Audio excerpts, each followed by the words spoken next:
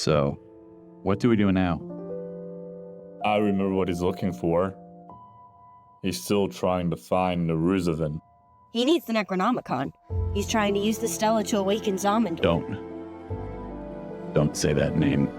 Why is it prohibited? It is the foundation of all of our research. Not to pivot from whatever he's trying to do. But you all hear that voice too, right? Wake up. Save me.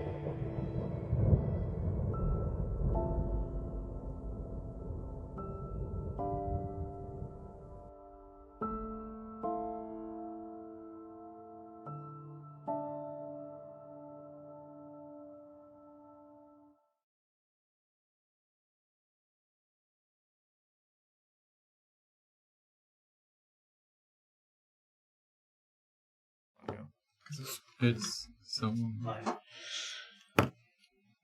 Welcome back, everybody.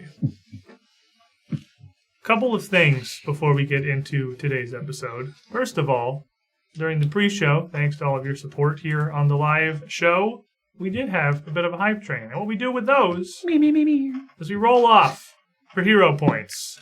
Give you guys a little bit of a boost that you may need, because I have realized some interesting things we'll probably talk about in the post-show. The intersection of this combat and not having Edelmace specifically. So I realized that as soon as we got here. We'll see how that goes.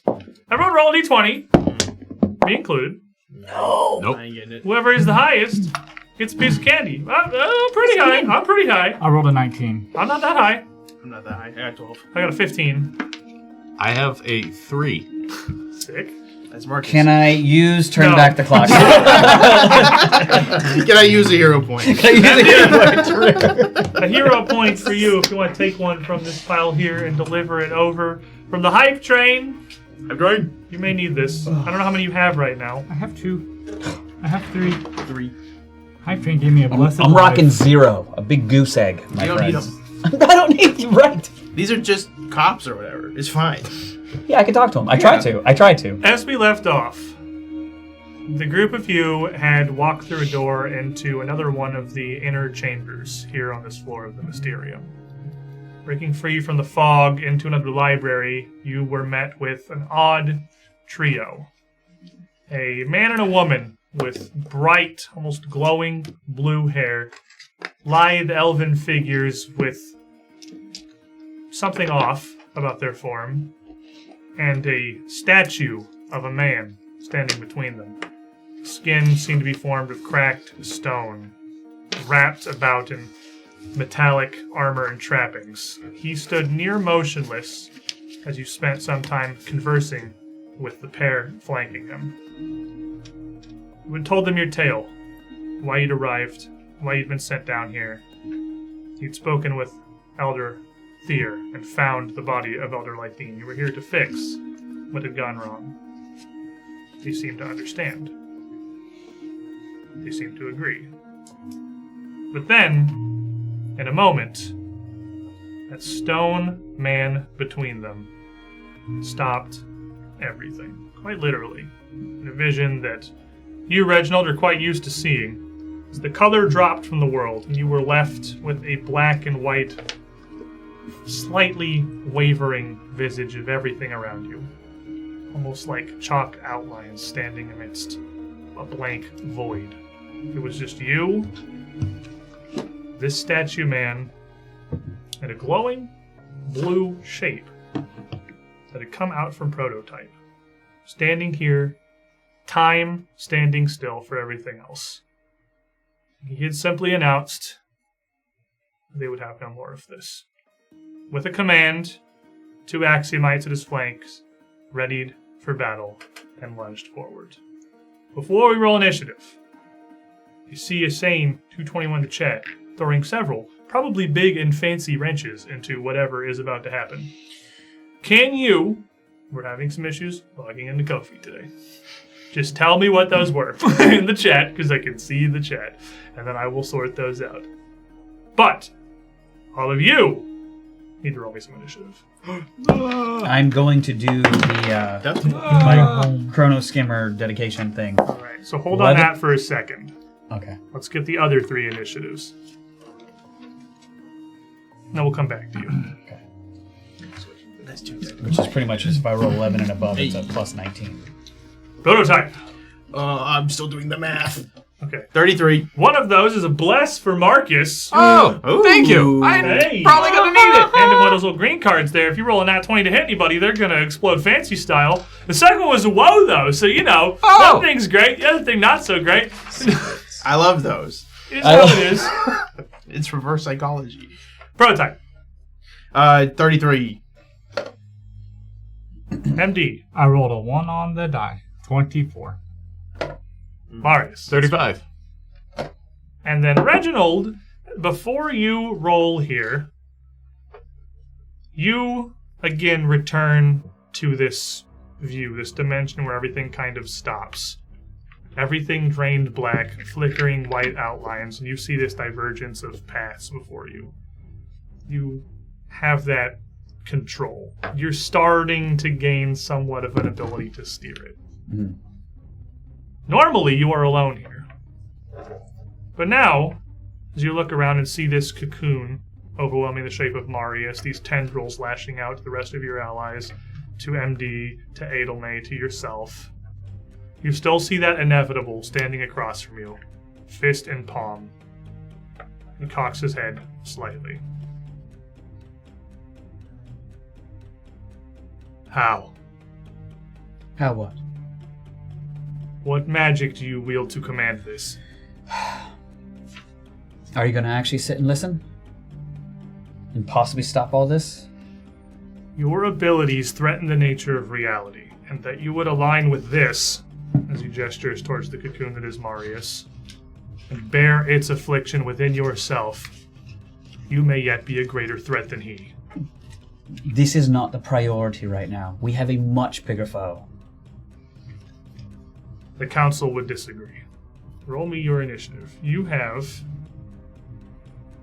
the 50-50 shots what you're going for? Yeah, it's a 11 and above. Basically, I get a plus 19 plus my Whoa. perception. Call these hero points. That's so many hero points. Okay. Doesn't mean- Arcadis. Hero point for Brett. Can't have people with 0 while I'm not there. Second hero point for Brett. No, I didn't forget Corey. Also Corey. Corey. 2 Corey. hero points for Brett. 2 hero points for Corey. What'd you get? I rolled a 5. Well, that doesn't get demoted that far, because it's only like you rolled a 1. Yeah, which is 26. There you go. You can be over Cool. For buddies. better. Hey, for buddies. Yeah, Let's but see I here. needed to possibly heal, and it's fine. there. Whoa. In the tray, please. Wow. Wow. Where am I grabbing the hero? All right. The inevitable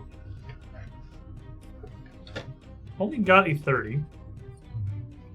The Axiomites themselves fared much, much better and are going to be here. Before we get into this, we have a woe. Whoa. Oh no. Wait.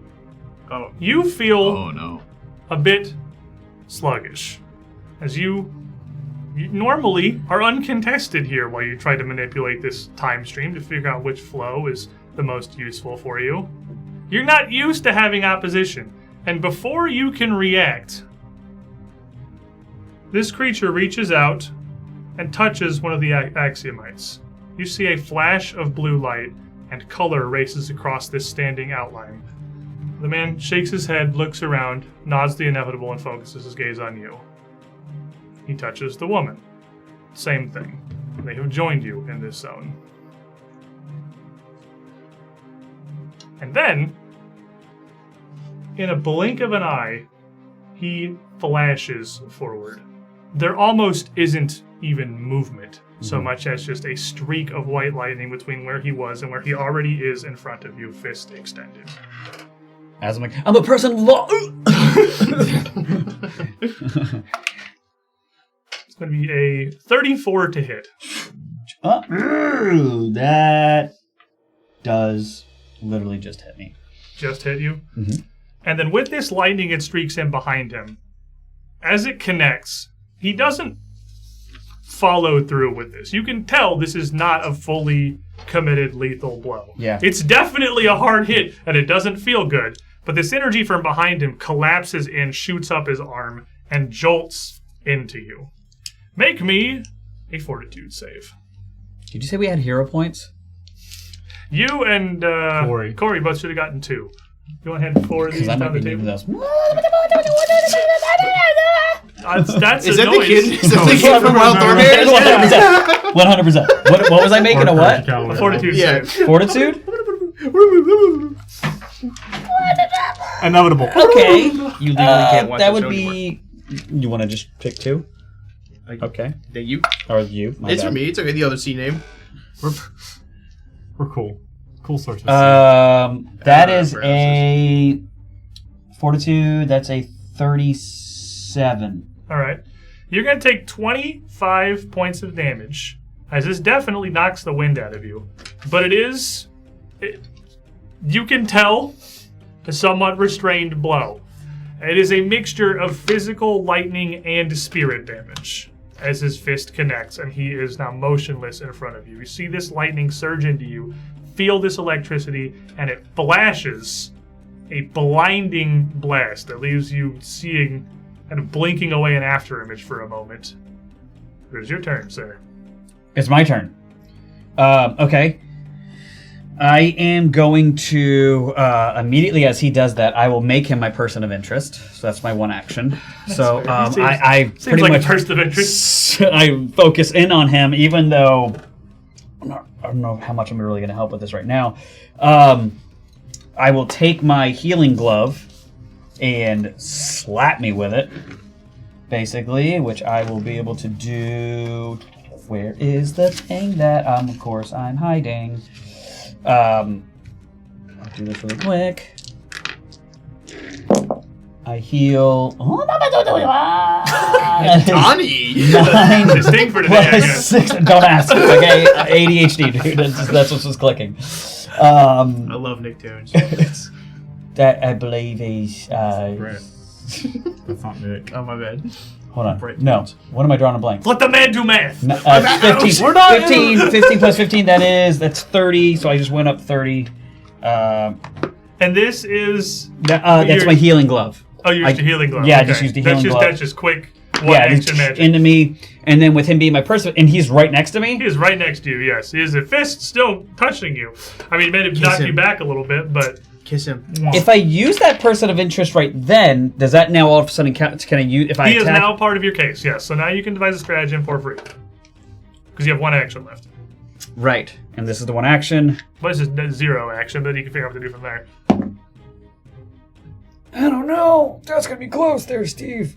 With My my dad? Oh. My action dad? focusing on him, then I basically pull out my with my cane sword. That is a 36. You going for it?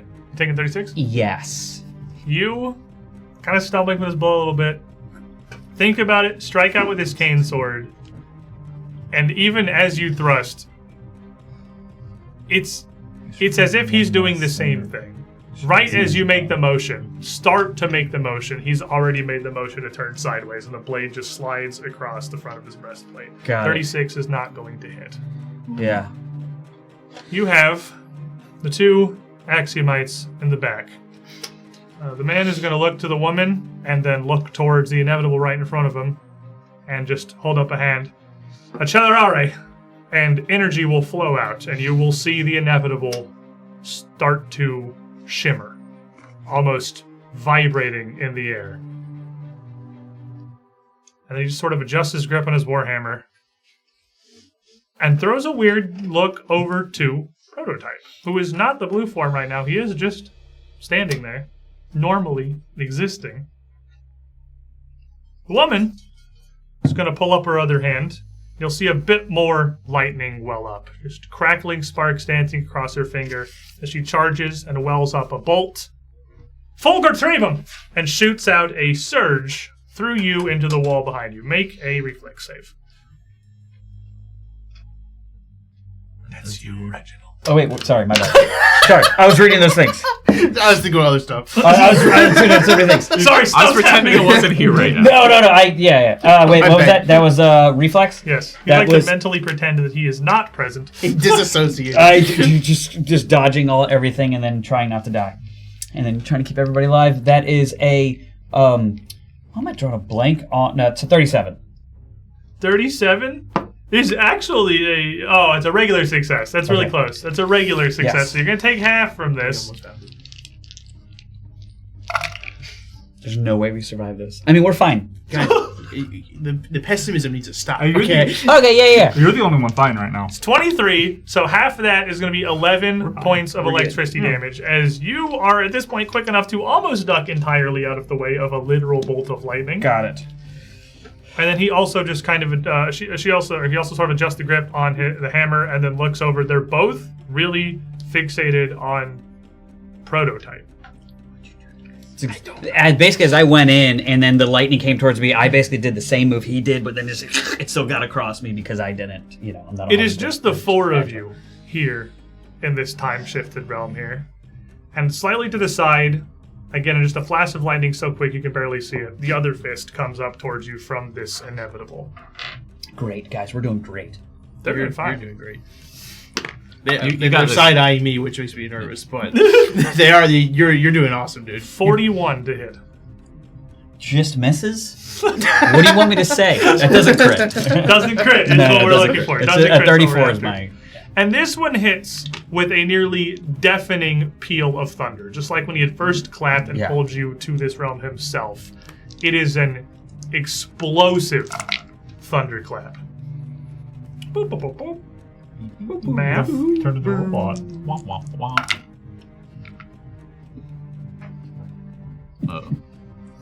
Those are good faces he's making. Hold on, math. 45 points of combined physical, sonic, and spirit damage. 45. There's a mixture of those there, and I need you to make me a fortitude save. That's what we call a Neapolitan. That is a...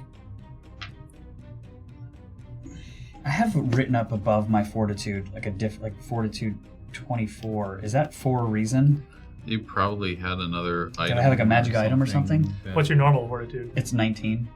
A 5-point difference is definitely not from like an item or anything like that, so that might be... I've no idea. What did you get? 19 sounds more like what your save should be. 24 would be huge for this level. Yeah. My fortitude's 23. Yeah, and My you're will is con 24. man. Mine's Okay, 25. I just trying to remember Yeah, why like that was like that. you're both big Constitution characters. He's not. We're built different. My will is really high. Anyways, so that's a dog. that's a 30 if it's only... With a 30, this thunderclap is literally deafening. You are deafened by this. For the moment, the world reels silently around you as, whoop, you get a couple of effects. You obviously can't, anything that requires you to hear it, to be able to react to it, you automatically critically fail anything like that. You can't hear it at all. While you're deaf, any kind of initiative checks or anything that requires sound, even like secondarily, is going to have a -2 penalty. And if you're trying to do anything with the auditory traits, there's a chance you'll just mess it up because you can't hear yourself. That does include casting almost literally any spell. You can't actually hear the incantation that you're doing. So it's much easier to accidentally mess that one up. And following that up, that first fist is going to wheel around again with another streak of lightning. The poor dog is getting bullied in this But- world. He's putting our dog. I'm a fox! He's putting our dog down. And it's only a 29 to hit on that I second didn't pay punch. for the service. Okay. Only a 29 to hit. That misses. This is malpractice. So that deaf and reeling, you duck under this one, and this fist collides into the wall behind you, leaving a small crater as this lightning just discharges across. He pauses for a moment, again in an instant, pulling this hand back. There's barely motion on this thing. Whenever he moves, he simply is in one position and then he's in the next. You can't even perceive a transition from his movement, from his strikes, from anything. He looks across the group here, looking at Prototype. A long pause on Marius. Back to you for a moment, just because you hear, sort of glazes over MD and looks down at Edelmay. Discutere Magicae. Puts out his hand, and with another flash of lightning, Edelme is simply gone. A black void where she was just standing. Cheating. He's cheating. No, Edelman's cheating. She's getting out of this thing. Wait, it's me again? What Somebody is else is here. happening? You haven't noticed the pattern yet. Do you think that was the wheel or the wall? Oh, There wasn't a wheel. There was a glass and a well. And okay. Nebula's at the wheel. Oh, did he? It's in the chat. Yeah. Oh, not being able to see this tracker is rough. All There's right. also a wheel. Oh. No, that's okay. Okay. Oh, I found it. Yes. I noted as basically There's a wheel, my too. ears are ringing like a grenade just went off next to me. I am going to first look towards MD and go like, whew, let's hopefully this works. And then I will tap him and I will give him the guide the timeline where basically he'll get a reroll with like attack rolls and things like that.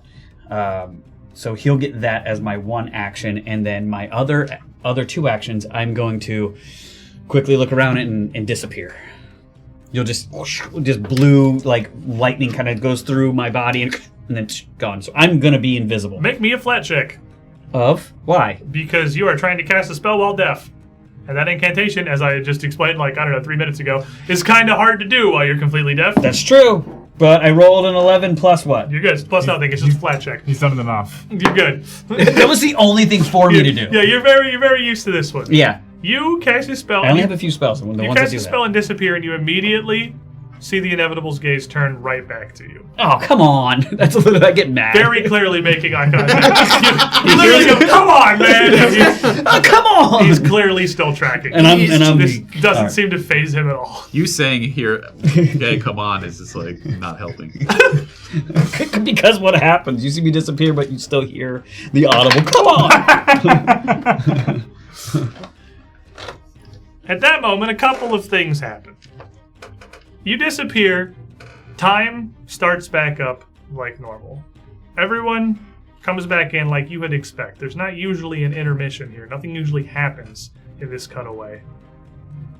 But you're here with a woe. They had a free round, throw some things at Reginald, and buff up their friend. But we also, that was insane, we have Nebula, who has come up with a wheel.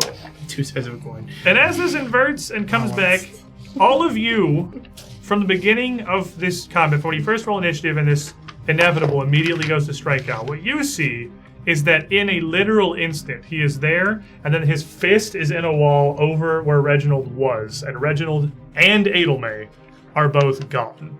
There are 3 of you, and there are 3 of them. Oh, come on. But something strange has happened to the 2 Axiomites in the back, as they appear to be frozen in time. Outlines simply standing in the places where they were, motionless. Oh, they forgot to safely remove them. Wheel it back around. They didn't eject them. Marius. Okay. That makes sense.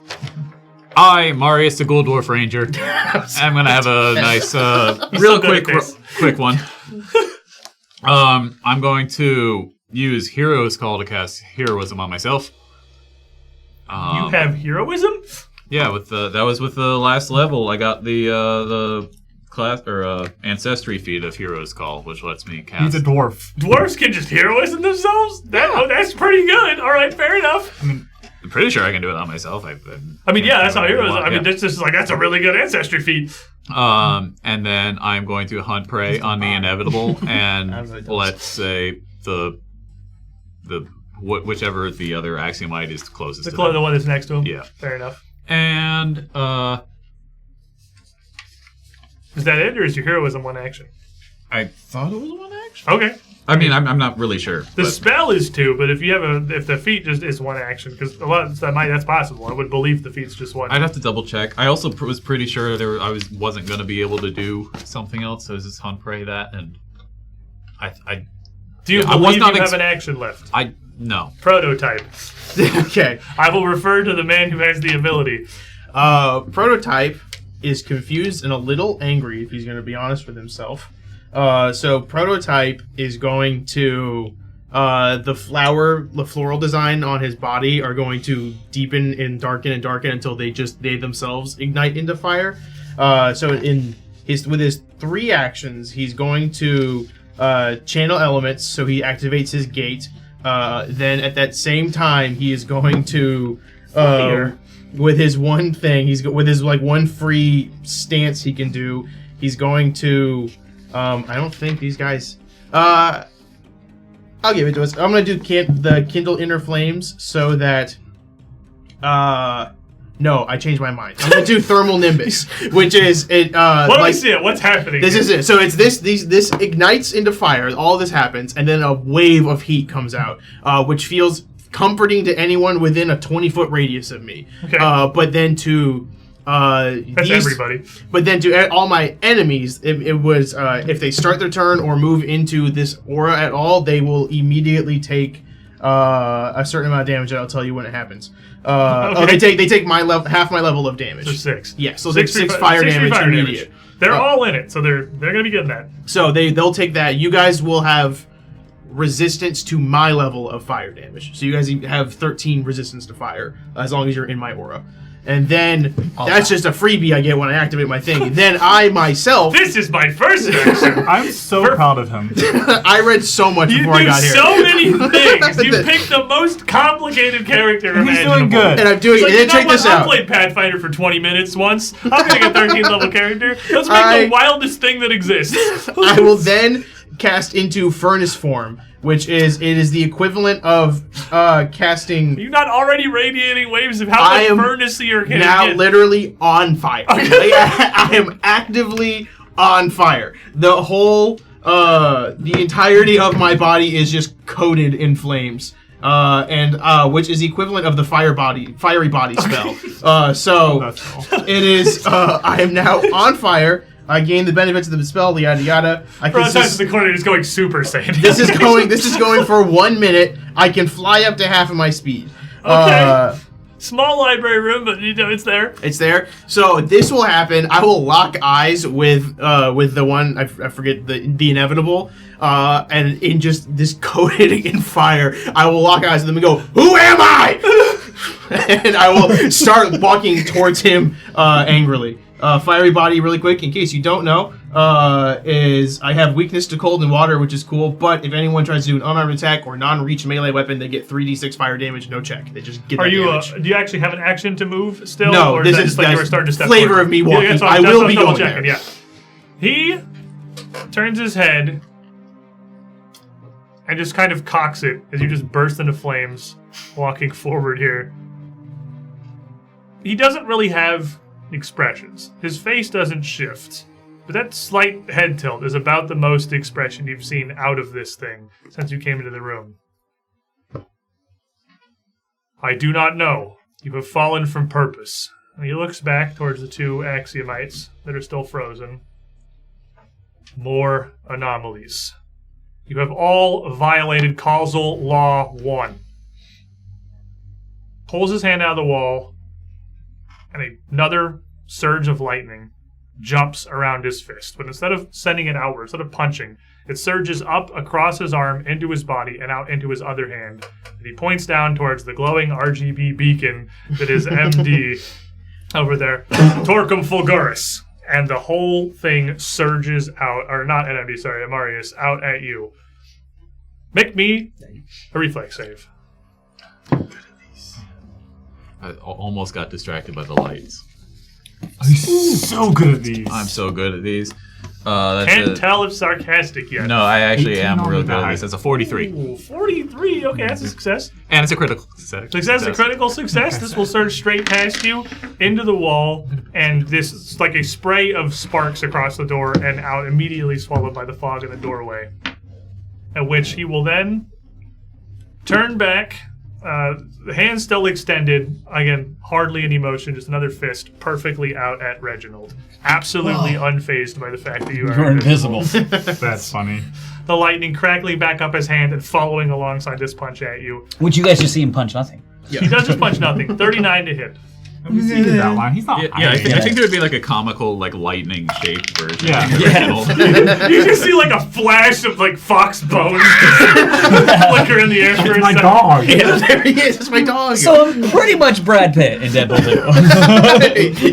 you get a cameo. Compliment taken. More or less. A Reginald cameo in the middle of the combat. It is going to be 40 mixed points of bludgeoning, lightning, and spirit damage, and make me a fortitude What save. you doing, buddy? I'm down. Fair enough. We're Not doing great. good. Do I have to still make that fortitude You save? do. Okay. Oh no. That was a 2. Alright, fair enough. Plus, Sorry about that. sorry, that would be a 21. Well, wow, okay. Well, currently, the problem that you have is being unconscious. You will all see a Wait, brief... can I use that reaction? Can I use reaction for that fortitude save? Let's turn back the clock? Yeah, it's all simultaneous. You can use it. Okay, so I will, It's because I happening, can and do then that you're on going to go down checks. after this hit resolves. Right. It's on the stack at the moment. So That's 29 is better. That's it. that's still going to fail. But All right. you're all going to see him, just this fist goes out, this surge of lightning, and this bright flash. And you see this brief illuminated outline of Reginald just jolt in the air and disappear. You are dying 1. Yeah. As you drop down, invisible, in the corner. Do I stay invisible You whenever? sure do, buddy. Cool. Well, you know I didn't disappear with anime, right, guys? I don't know. Because he, as his last action with his hasted action, he is going to simply step over towards Prototype in front of MD, moving slower, certainly, than you feel like he could. And he still has his gaze locked in your direction. He didn't even look over towards Reginald as he did this. How you have strayed so far from your path, I do not know. What does that mean? MD. Hi. He's next to me. I don't even know Reginald. I don't know anything going on with Reginald. You probably would hear. So he's invisible. Yeah. He's not completely not. It's like the comparison I always use that most people, at least in my age bracket, get is Halo active camo. Yes. You see a fox kind of crumple into a transparent heap on the ground. Rephrase my statement. I can't do anything for Reginald. That's fair. I don't have my one heal spell because I didn't sleep. That's true. I I don't know how everyone is looking on potions. Marius. They're a bunch scattered I around. have all the Marius. Reginald has potions on his body, but he's invisible. So good luck. Good luck. I'm trying to see, wait, hold on. Do I not come Gonna back out of riffle through his invisible? invisible body trying to get the potions. I have the dagger we got from the elder, the +3 fancy dancy thing in my main hand. I was putting my shield back on. Do you have all of the things that it is? Because if not, I have all of the I have things that all. it is. It's what it was. Greater +3 astral? greater striking, greater astral, greater vitalizing. Yes, he's not undead, so I think the last part doesn't He is matter. not, the vitalizing isn't going to do anything. But +3 and- greater striking plus a d6 of spirit damage. So I have that and the shield, and then my shifting gauntlet on that hand. There's a bunch of stuff going on here. I'm going to twin feint at him as he's walking by me. So I'm going to just strike out with the shield really fast and follow that up with the dagger thrust. So it'll be a normal attack against him with the shield, but the second one he's flat-footed against. Are you rolling 2 die for your 1 attack? The shield rolled a 13 plus 27, so 40 even to hit. 40 will hit. And then the dagger, I'm going to use his Guide the Timeline to re-roll it. Fair enough. Still rolled a 4. As your shield flashes out, he at an instant there is an arm there to block it. But you hit with enough force that it's still going to do damage. Am I able to use a hero point on top of the guide? So, I'll give this explanation again just for the benefit of everyone that's here. Legally, no. Hero points have the fortune trait, and you can only use one thing with the fortune trait. I believe it's per turn, even. But that's dumb, because hero points are like an outside of game mechanic as far as I'm concerned, so they don't have any traits, and absolutely, yes, you can. So I'm going to use the Hype Train one, Blessed Life, to really, as I strike out with the shield, my focus hones in where, everything seems to slow down for me, trying to find a spot to strike. And every strike looks like it's going to fail, so we just Hail Mary it.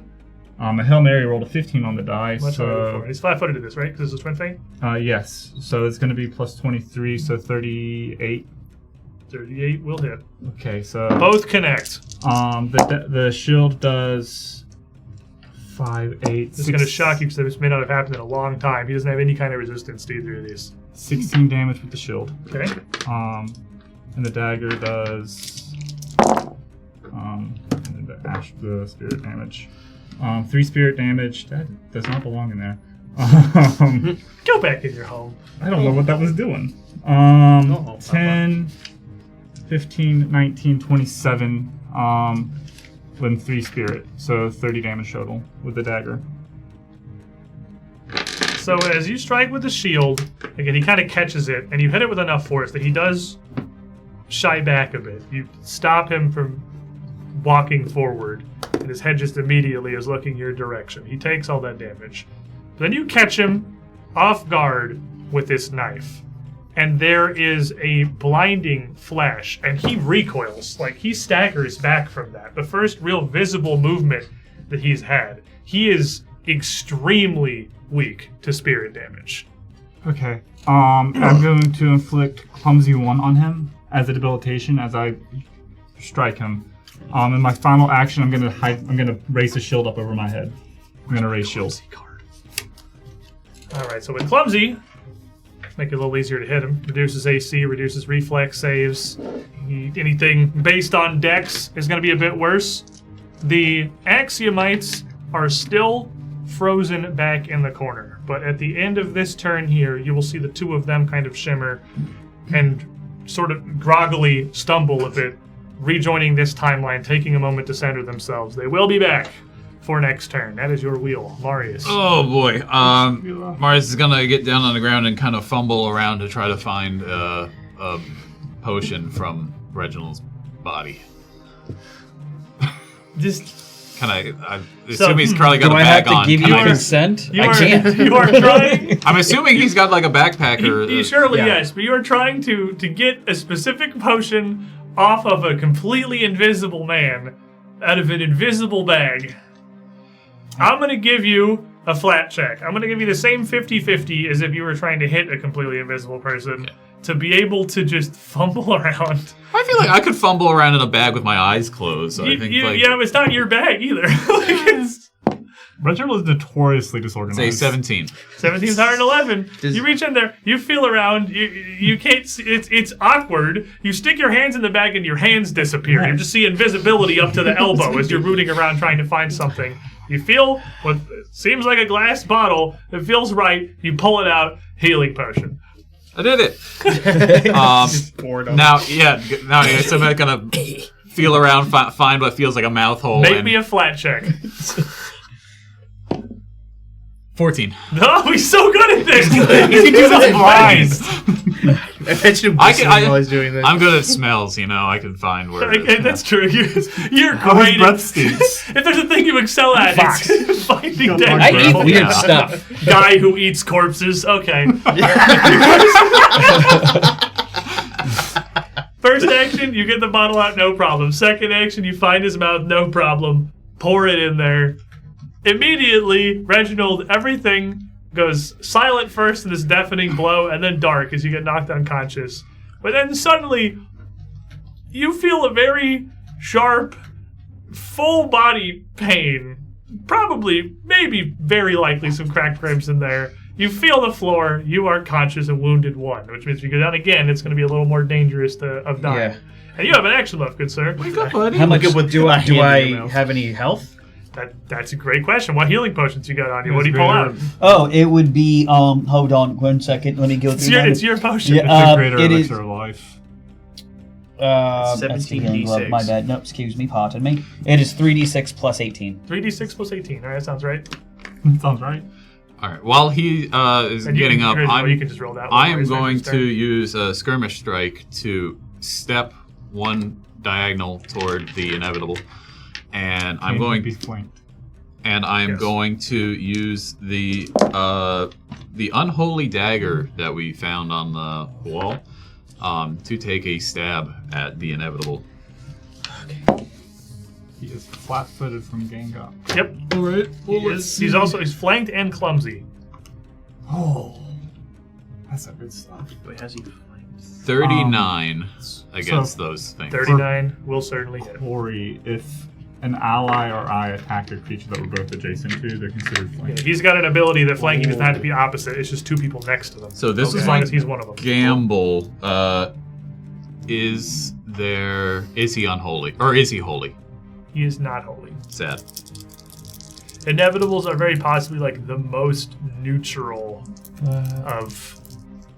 Unholy Dagger does do spirit It does do spirit damage. Ooh, okay, that's actually pretty good. That's 10, and I'm assuming it has the same bonus as the other, so 16. 16 total? Yes. And that's, it's 2d4, and 4 that would be spirit. Let me tell you, his weakness to spirit is almost literally doubling how hard you're hitting him with that dagger. As you clearly see, it's a decent swing, but it catches him, but again, a flash, and he stumbles back. Looking back and forth, his whole head moving between the two daggers that you two are wielding against him. Prototype. Prototype. All right, I have a question about one of my hero points. Also, Okay. thank you, Arcadis, for the 2 hero points. So one of them, the 2 I got were closer to the hunter's edge, closer to the parentheses hunter's edge, and then I don't know how to say this word. Amadeus. Wrath. Amadeus. So I would like to use this one. I don't know when I would. It says smite an enemy with a deafening holy blow. Do I need to smite to activate this? That just sounds like you do whatever. It says smite an enemy with a deafening holy blow. The enemy is stunned one for 1 round. The enemy is dazzled, and if invisible, becomes concealed. If they are already concealed, they're no longer concealed. So that just happens immediately. Yeah, Okay, so cool. he's just. I'm assuming you're using this in the inevitable. Yes. He's Is this an immediately- action to do this, or is this Not unless just it a says freebie? it is. Cool. All right, then that's just a freebie. All right, so with dazzled, that's gonna be. in stunned 1 for 1 round. The stunned one's he's gonna lose one of his actions. He's hasted, so he's still gonna have 3, but he's gonna lose 1. Dazzled is gonna start really clouding his vision. He's gonna whatever it is hits him with, dizzies him and knocks him enough off balance that he's gonna have just a flat chance to miss any of his attacks. Perfect. So thank you, Arcadis, for that. Now for the rest of my turn. For my next trick. For my next trick, Prototype is going to step up 1 right and then up 2 so that he is flanking. He is legally flanking him, but then he's between all 3 He's of just them. in the middle of everyone. He just run to the middle of the room. Right. So he gets there. I believe everyone's still in my aura then. I think Reginald's still in my aura. Yeah, your 20-foot aura is the entire room. All right, baller.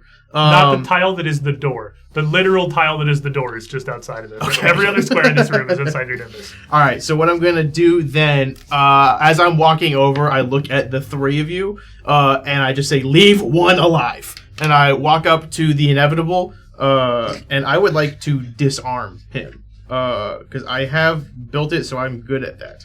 He is not wielding a weapon. He's not holding a hammer? He is just... The Axiomites are. Oh. The inevitable is just punching. I thought you had a Each big of the war hammer. Axiomites has got a... Disarm him. Yeah, a literally mallet. disarm I will with Can I take his arm off? AJ, That's can I take his arm That's a off? little more talented. Like, It literally says disarm. I don't understand. but no, the inevitable Disarm, is not that arm.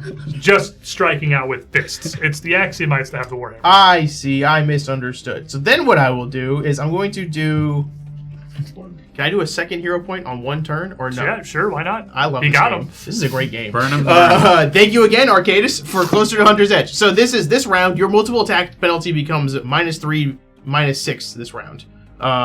When you deal damage, deal an extra 1d8 precision damage, and then you gain +2 to deception and that doesn't matter. He gets all the 100 edges. Okay. That's all the 100 edges together. Yes. That's cool. All So I get additional percentage and then that. So stealing my thing. first attack, I'm going to I used 1 action to step. I forgot about that. Moving So- over, you got 2 left. You That's walk over okay. here. Then I will just do this and then instead is I'm going to use flying flame again. So that bird is going to shoot out from me and it can target 3 of them. So they all need to make reflex saving throws Just whirls as this around the bird room. just like swirls around and is trying to I would use burn them and bird catch in them it. on fire. All right, inevitable. Who is clumsy and has a -1, so that's 1 lower functionally. They need to beat a WG or DOG? 32. Okay, 37 from the inevitable. So regular success. Is this pass or fail?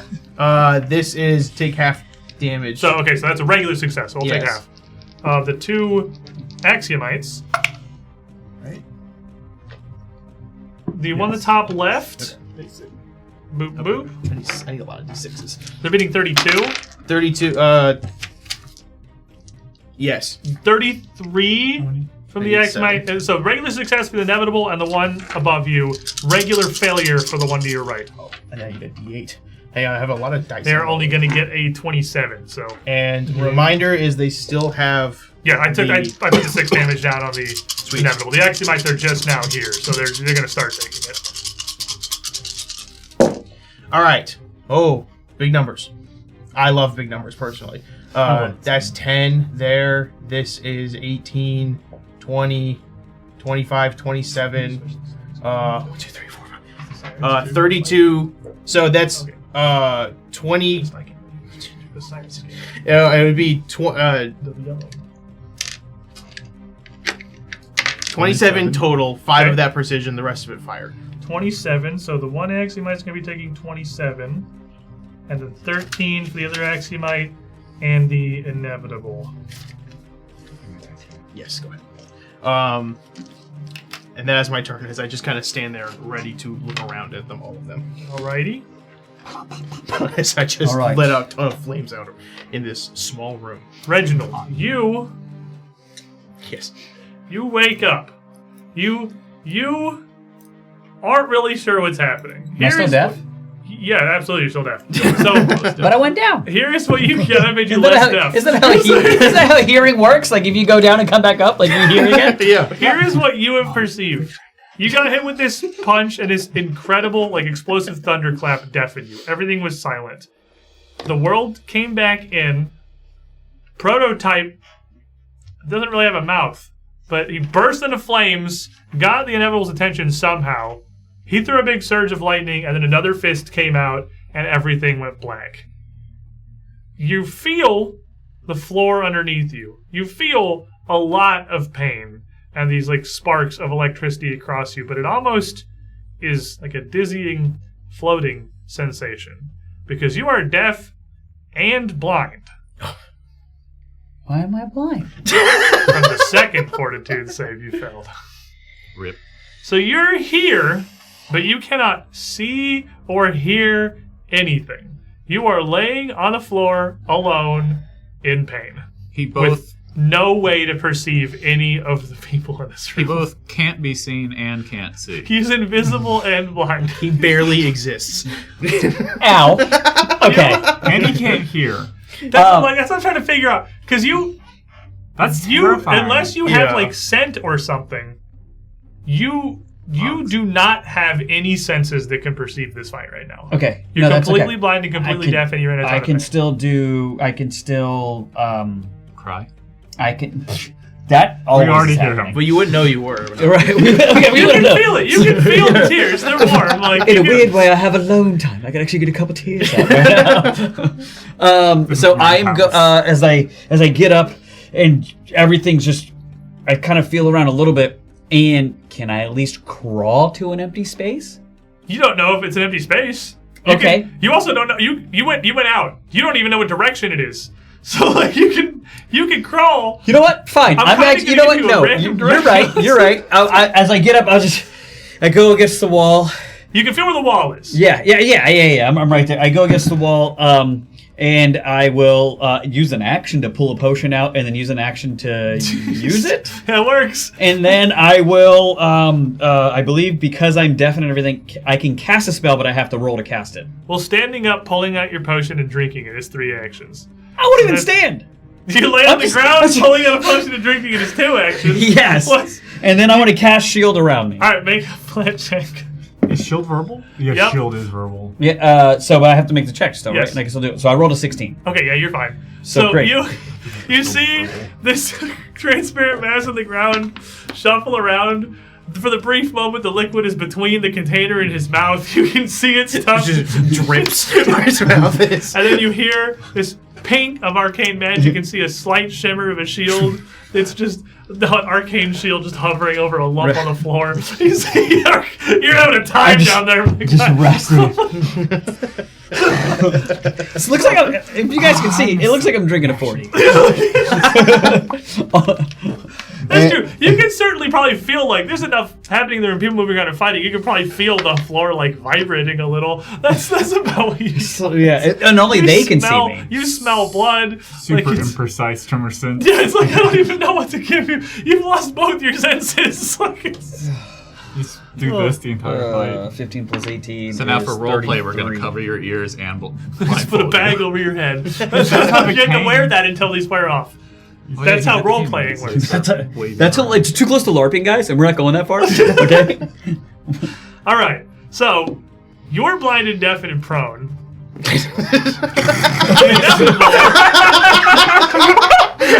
Just saying it like that really got me. What's the? Okay, I'm not The gonna say the joke. inevitable is dazzled, clumsy, and stunned. Yeah. So there's And he sucks. There's a lot of stuff going on here. That's why. And he's smelly. And he stinks too. Tell him I said that. So the I'm stunned, inevitable. immediately he's a bit staggered. He's going to lose that first action. He's hasted, so he does have 4. He's going to go down to 3. Still dazzled and clumsy. He gets a little bit of this fire from this phoenix and seems to consider you for a moment before turning his attention to the 2 incredibly effective knives that are coming his direction. Knives. I have crisp high five. I do have a question that's about good. Can I drop it on purpose? You can use one action That's to basically an- focus that- on that's an moving action. the effect. Yes, Okay, it's a dismiss is the Okay. action. You can get rid of it on because otherwise it has just a fixed duration that it goes for. Yeah. He is going to turn around, look at the 2 of you, and decide that one looks like he's probably easier to punch. I am still going to use a villain point. Fine. Oh, I forgot. Keep still. Oh no. I'm easier to It is going to be a oh, I need to make my dazzle check real quick. Okay, just pass the dazzle check. 49 to hit. Yep, that crits. That crits. Big fist. He is easier to punch. Yep. As he looks at these, he's reeling. He staggers. He steadies himself, and again, just in a flash of movement, you hear this small thunderclap. You see this surge of lightning shoot up his arm after the fist into Marius. I have a question for you, good sir. Fine. Does your ghouliness give you any? Do you have any weaknesses to damage? Any kind of damage? I at all? don't believe so. Okay. I wasn't sure if that came with anything because a lot of them are weak to like holy or spirit damage or something like that. I know you don't have all of the Nothing's the showing perks up of on being the a ghoul. thing, and I'm pretty sure Ghoulie, Galulu. Galulu. No. No. I didn't think you did. I was just double checking Yeah, because I don't know pretty the sure I don't. specifics of your ghoul archetype. I know you're a little corpsey boy. This is a lot of stuff that's going to double here. You better hope these are low. Hey, what? Okay, well, that's nearly as average as it's physically possible to roll. So we'll see what we get here. That's alright. That's alright. That's alright.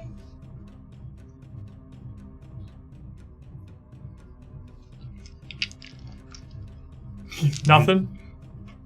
Nothing for your weaknesses? No. Okay. He's Oh, he was reading hard. No, I was just kind of waiting for you to tell me a number, but I was like, 88. That's not that bad. That's a number, actually. That's like a third of our health. 88 Fine. points of damage. A combination of bludgeoning, electricity, and spirit. I need you to make me a fortitude save. Please just go down. Don't go blind, Archer. It's fine. okay, alright. Fortitude? Yes. That is a 41. All right, you're okay. Heroism. That's my boy. Heroism. You're all right. Meow. And then after that, this same fist, he still has this arm up for MD's shield. You're going to see him simply shift, and it comes down again from a lower angle.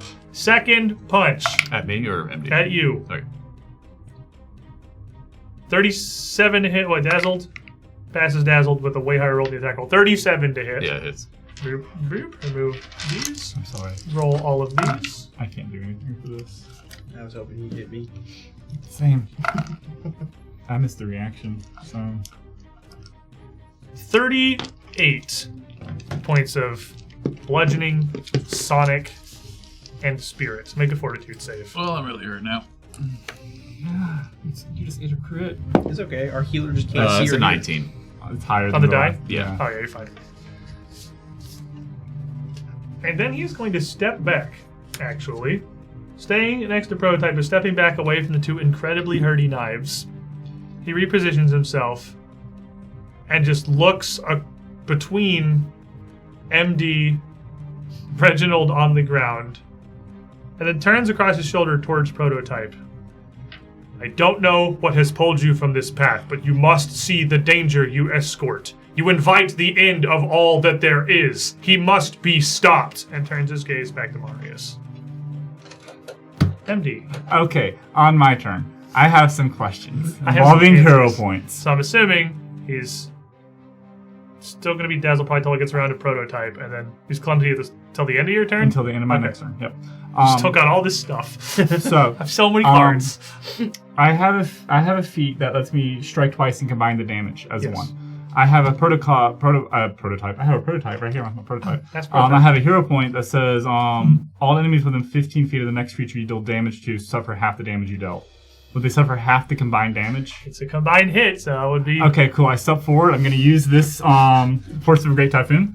Thank you. Was a great Hyperbole. typhoon. That's Hyperbole. As I step mouse. forward, Mickey. and we're gonna double slice. So this is almost like the same thing, but instead of a shield bash, the shield is coming out of the angle, and the dagger is almost right below it. Big slap. Big slap. Sprouse. So the little one stitch the Yeah, shield. you're making a trade-off here, because it's also only going to trigger his weakness once. Because, well, I guess you're only hitting with the dagger once, so it doesn't matter. The little one's the shield. They both are absolutely abysmal. Like, I got great news about the fact that he's flanked and clumsy still. The highest was a 5. Oh, that's bad. I'm gonna use this other hero point bad, from the man. same 221 to reroll the Reroll dagger. the knifey part, yeah. Yeah. For a 7 on the die. That's an improvement, technically. I mean, he's got a lot of debuffs. 35. Flat-footed and clumsy, 35 will hit it. Cool. He's able to deflect the shield, but that knife underneath it, kind of protected strike, gonna catch him.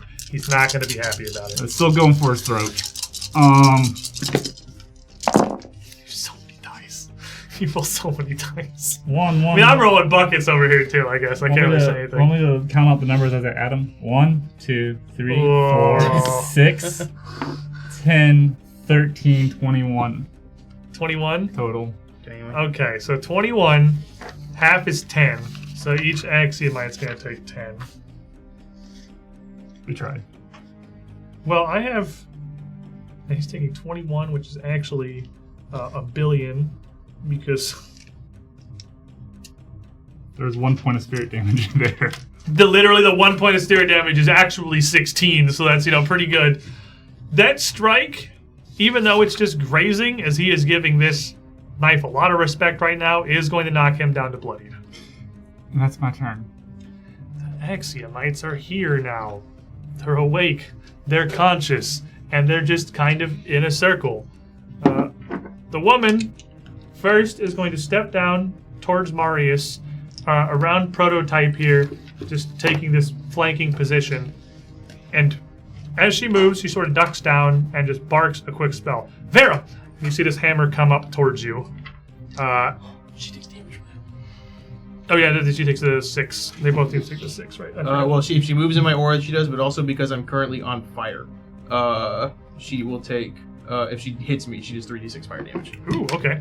Well, as you see this hammer, you see her arm almost like 2 swings at once. One and an after image of the other, kind of blurring together with a guided strike. Ouch. And I'm going to take the one that isn't a natural one. I'll take Why? that one. I think it's a really good one, actually. Nah. Because she's number 1. 35 to hit. That just hits. Call that a bonk. So she will take 3d6 fire damage. All right. She hits me with that. And then also, ooh, it's 3 6s! me. We'll see. You know what's really funny? Huh? She hits you for 17. And she takes 18. Well, and more, actually, because I'm going to use a reaction to use volcanic escape. Escape. So I'm going to, when she hits me, she's going to take 2d6 fire damage. She makes a reflex saving throw. I think if she passes, she doesn't take it. A lot. Yeah, 32. Did she beat 33. that? I hate her. 35, actually, 35. I still hate her. And then I get to leap half my speed in any direction. So I'm going to leap to the very back corner of the room up top, to the top right.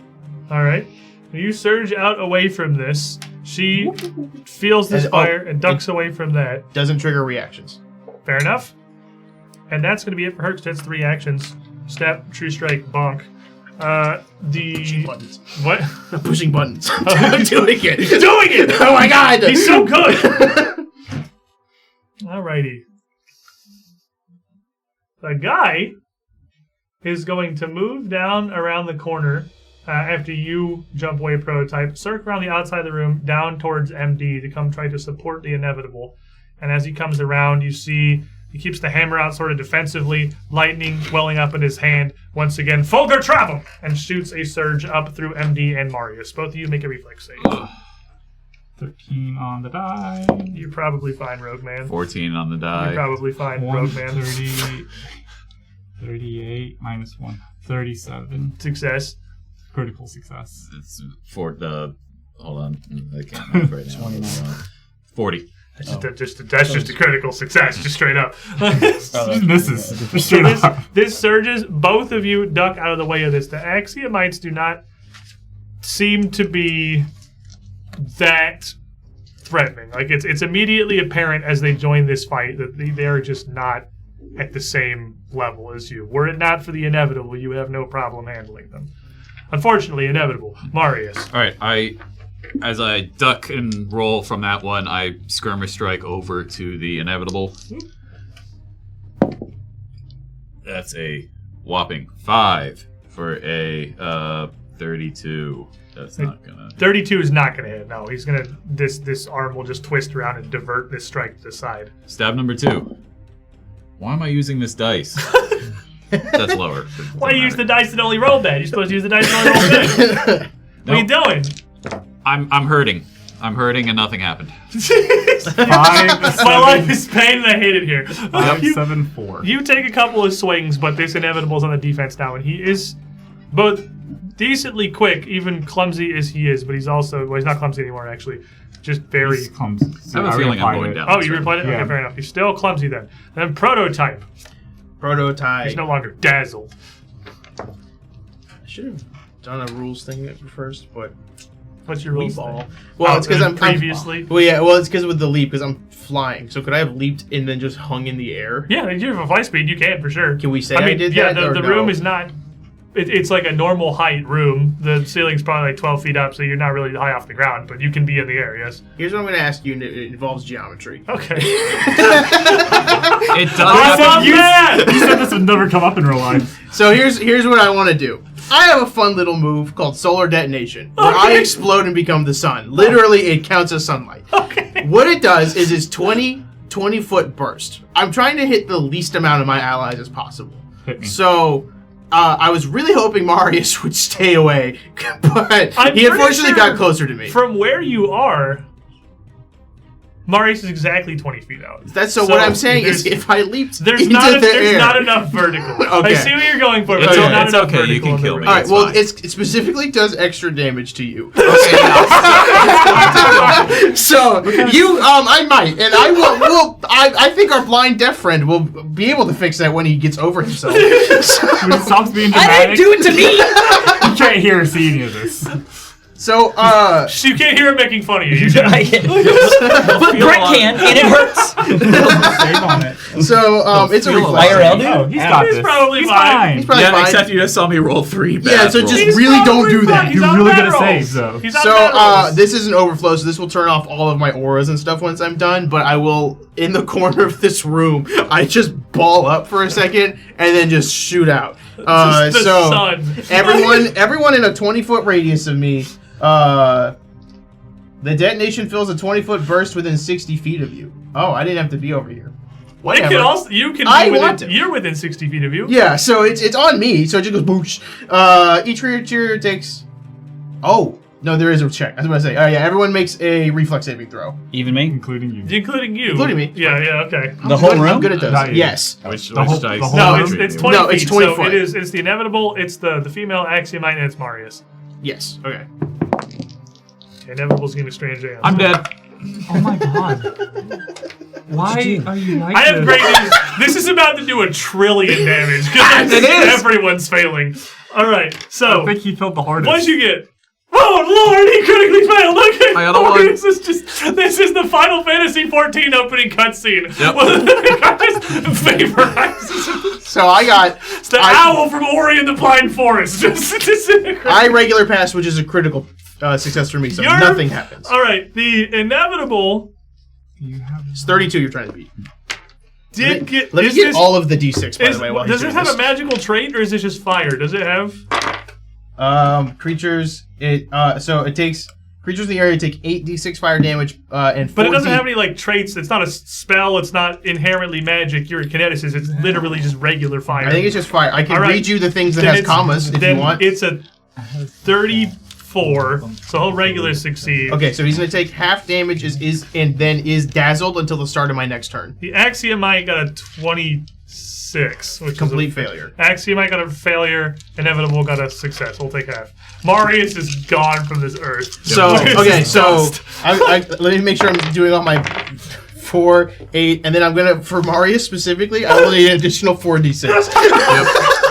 That's and the 4d6 will be vitality damage, and not undead or not fire damage, because this is the sun. The sun hates zombies. It's Okay. a well-known fact. Okay, so how much is the not Marius amount of damage? I will tell you in a second once I do the math with these big numbers. Okay, because I think you might evaporate the woman too. We'll see. She wasn't quite bloodied yet, but I don't know how hard this hits. All right, so this will be the fire damage alone, 30 fire damage. She's definitely bloodied, but she is still okay. So, but then if they on a success, they are dazzled until the start of my next turn. On a failure, they take full damage and is blinded until the start of my next turn. Welcome to the blind club, Axiomite lady. And then Marius, you're gonna take double damage, and are blinded for a minute. So 30. I'm 100% going down. Okay. So yeah, you did get punched very hard twice. So then So these. this This is for Marius. Hang on a second. isn't. He's already dead. Well, I want to play it fair. Okay? He already took 60. 17 additional void damage. So With the double, that's or is double. that So 34. So you take Yeah. 94 points of damage. So that's This doesn't have this isn't one of those things that has a writer about reducing somebody to 0, does it? Because it feels like it No. might be the kind of thing that actually just turns Marius to dust.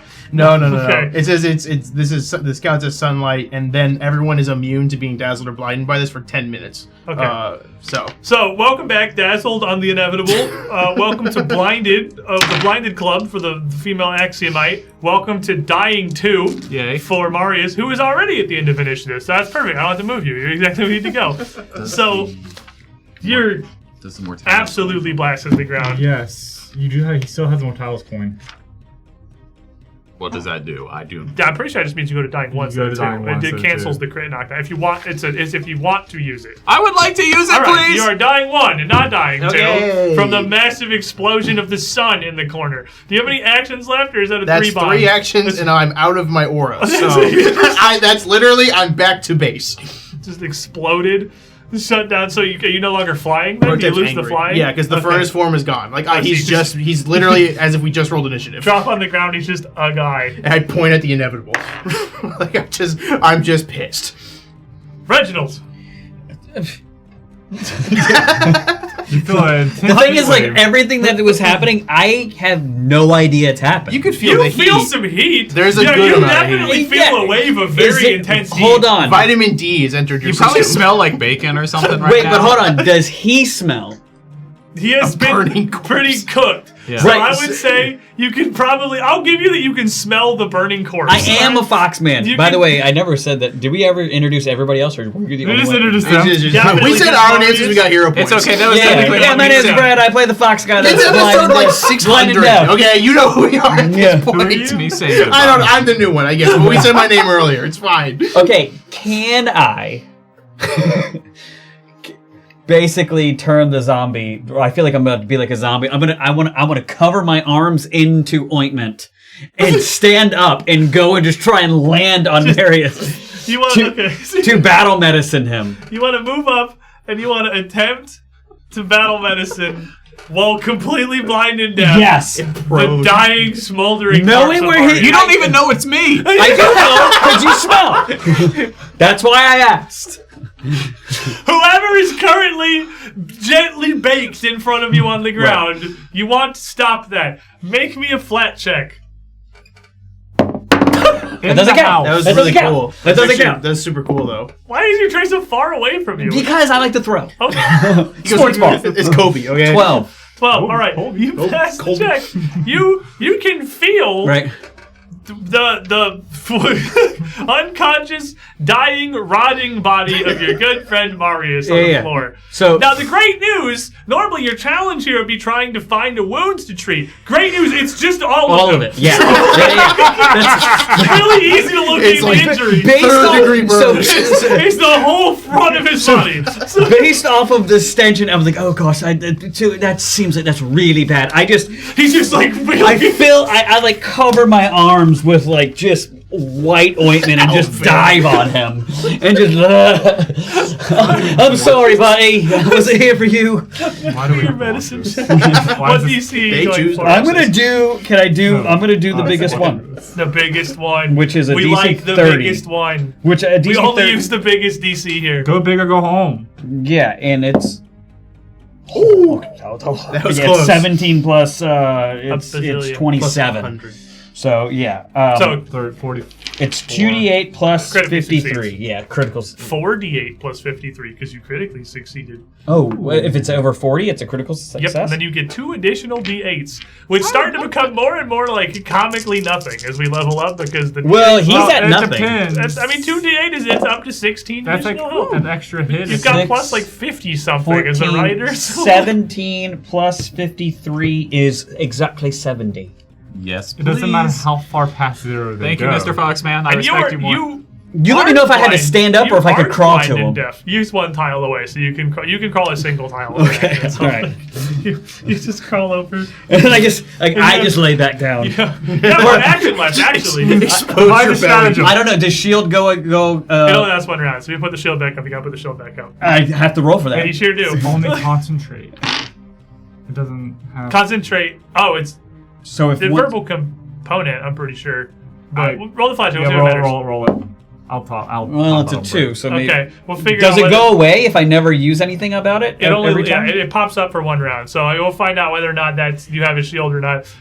Spoiler alert: the inevitable has larger problems, so he's not super interested in punching. He you doesn't right see now. that though. He is. He literally does. He has true sight. No, he doesn't see the problem. that's- Oh, I don't see that there's a problem. I'm That's just like fair. I could be dead again any minute now. Hey, but now we know he has true sight. Hey, by the way, he has true sight. This is all for that! It's just the game. straight up- We got him. We got straight his up ass. true sight. Like, he's just like, yeah, okay, I don't care. That's information.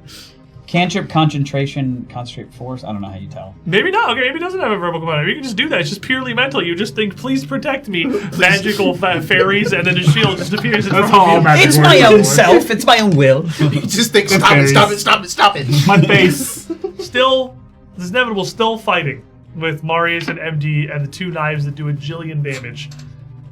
And he turns back to see this eruption coming out from Prototype and just looks down at Marius, who is just kind of recovering somehow. He is going to instantly just foot out, stomp down towards Marius. Stay down. I took him down for you. Don't get back up. You are prone, Yeah. so that's a -2 to your AC. Great. -1. He's clumsy 1. He is. He failed the dazzle check. Yay!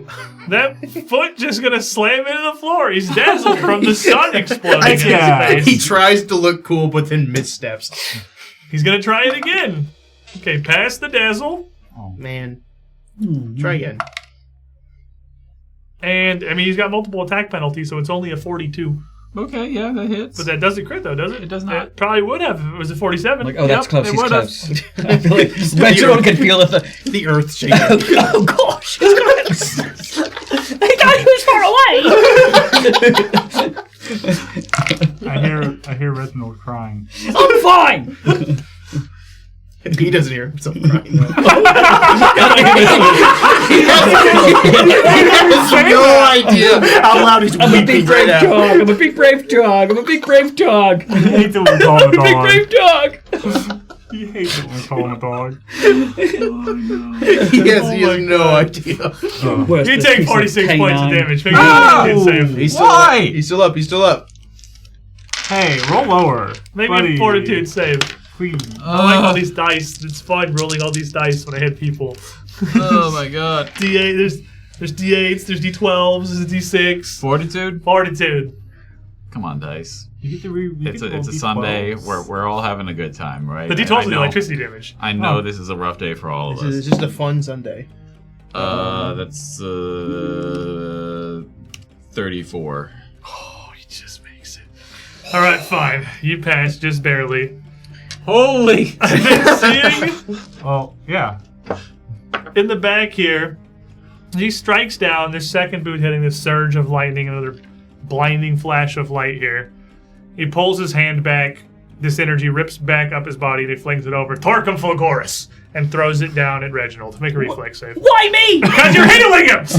Oh, Dude, the one in the dress. a reflex? Reflex. I like how blinded doesn't affect this at all.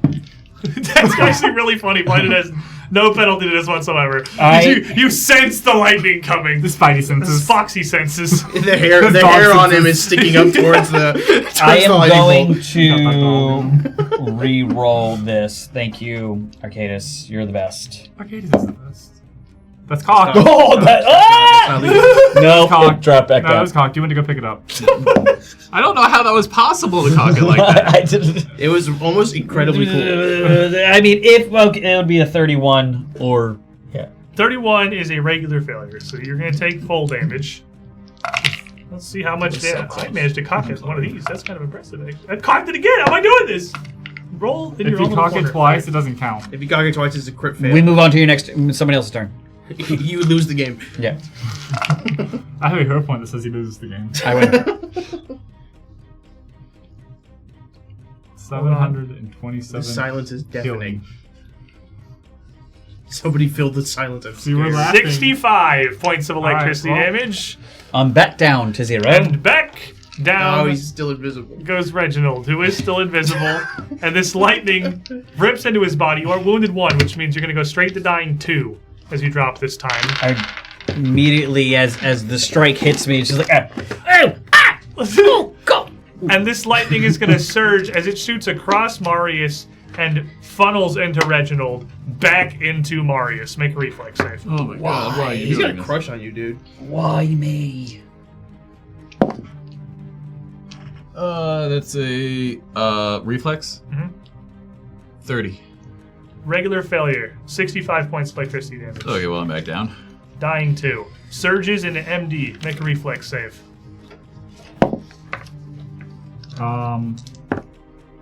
11 on the die for a total of a 35. Regular failure. 65 points of electricity. Oh, you take half on that because Yeah. you have the roguey thing on a regular failure.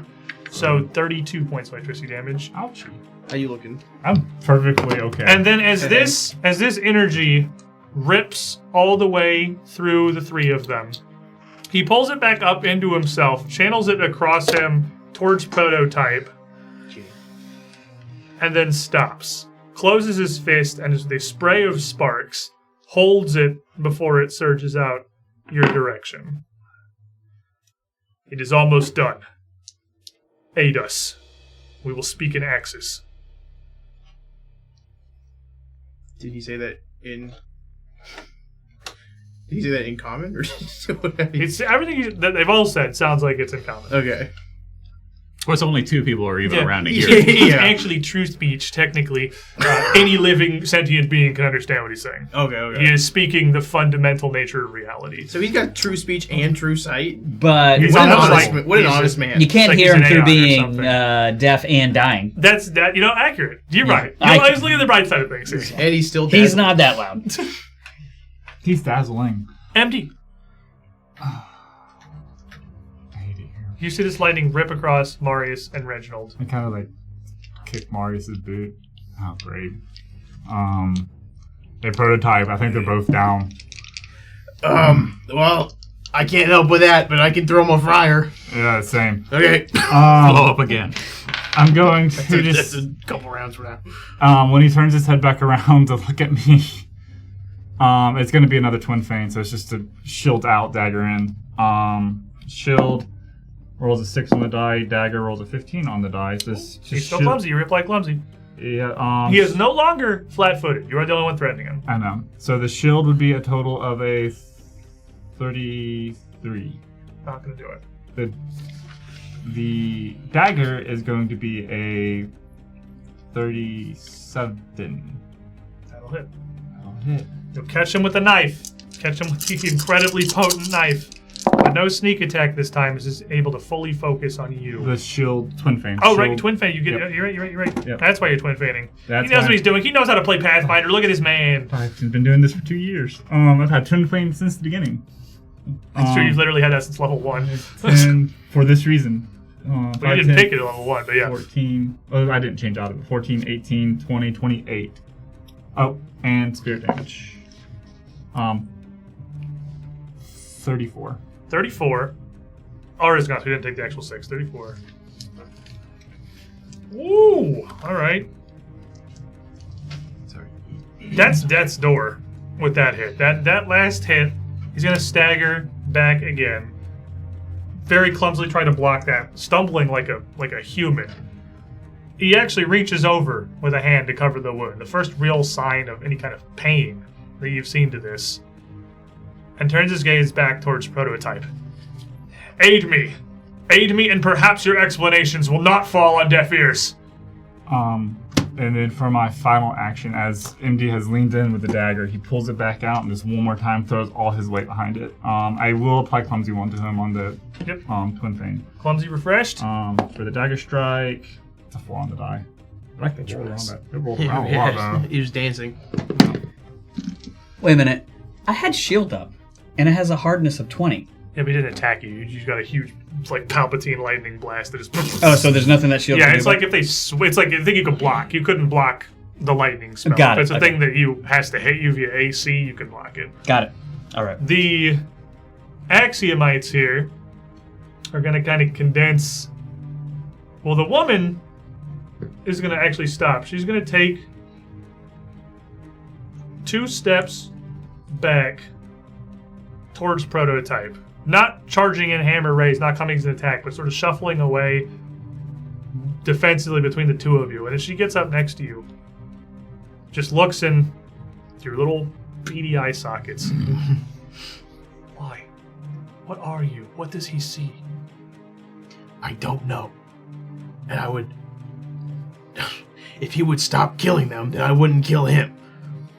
For whatever judgment he has passed, they are enemies of reality. Causal Law 1, they threaten the foundation of everything. Doesn't this whole place threaten the foundation of everything?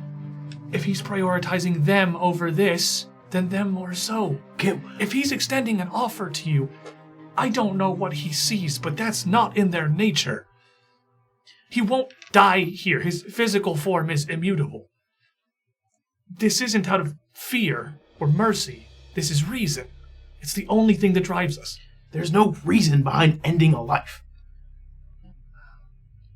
If you want to talk to me about any of this, try again without swinging at it. You don't understand. The sacrifice of one life to save everything. Causal Law 1 is the end of reality. That's everything.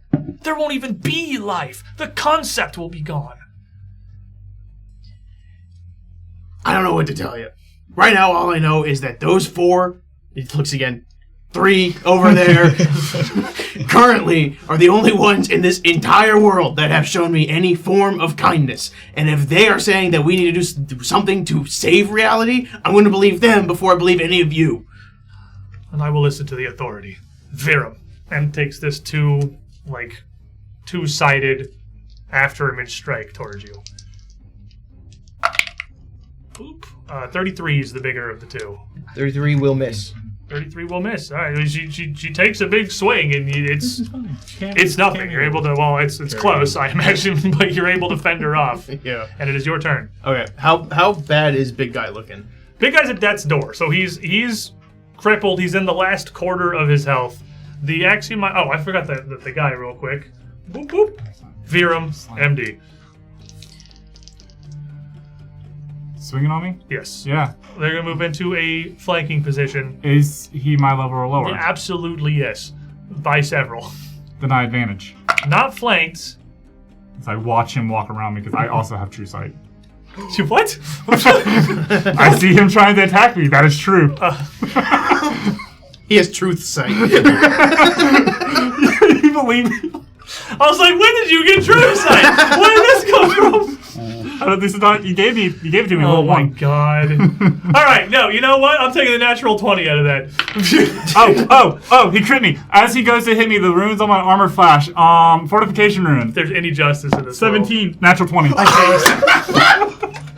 That's my boy! That's my guy right there! I'm fine, regular hit!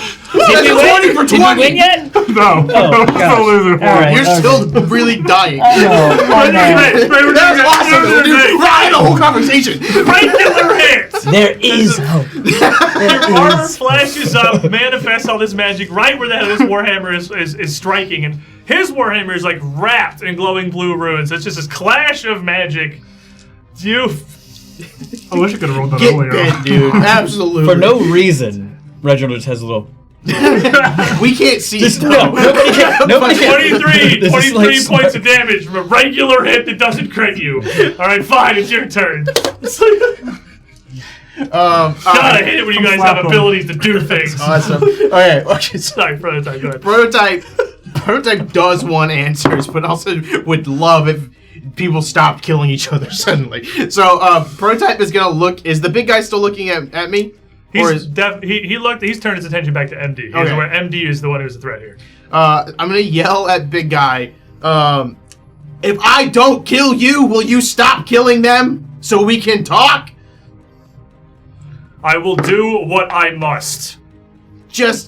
I'm guessing that's a no, and I would have loved. Even if you cannot understand it, this is for your sake and everyone's. Aid me. I'm simply sick of you saying you know what's best for me when nobody even knows who I am at this moment. I'm gonna channel my aura so that my aura goes back out, and then instead of activating a wave or anything like that, I'm going to just elemental blast him as part of this free action. He is still clumsy. Fireball. Does this count as an attack? So if I do another blast, It is an attack. Yeah, blast your attacks. Okay.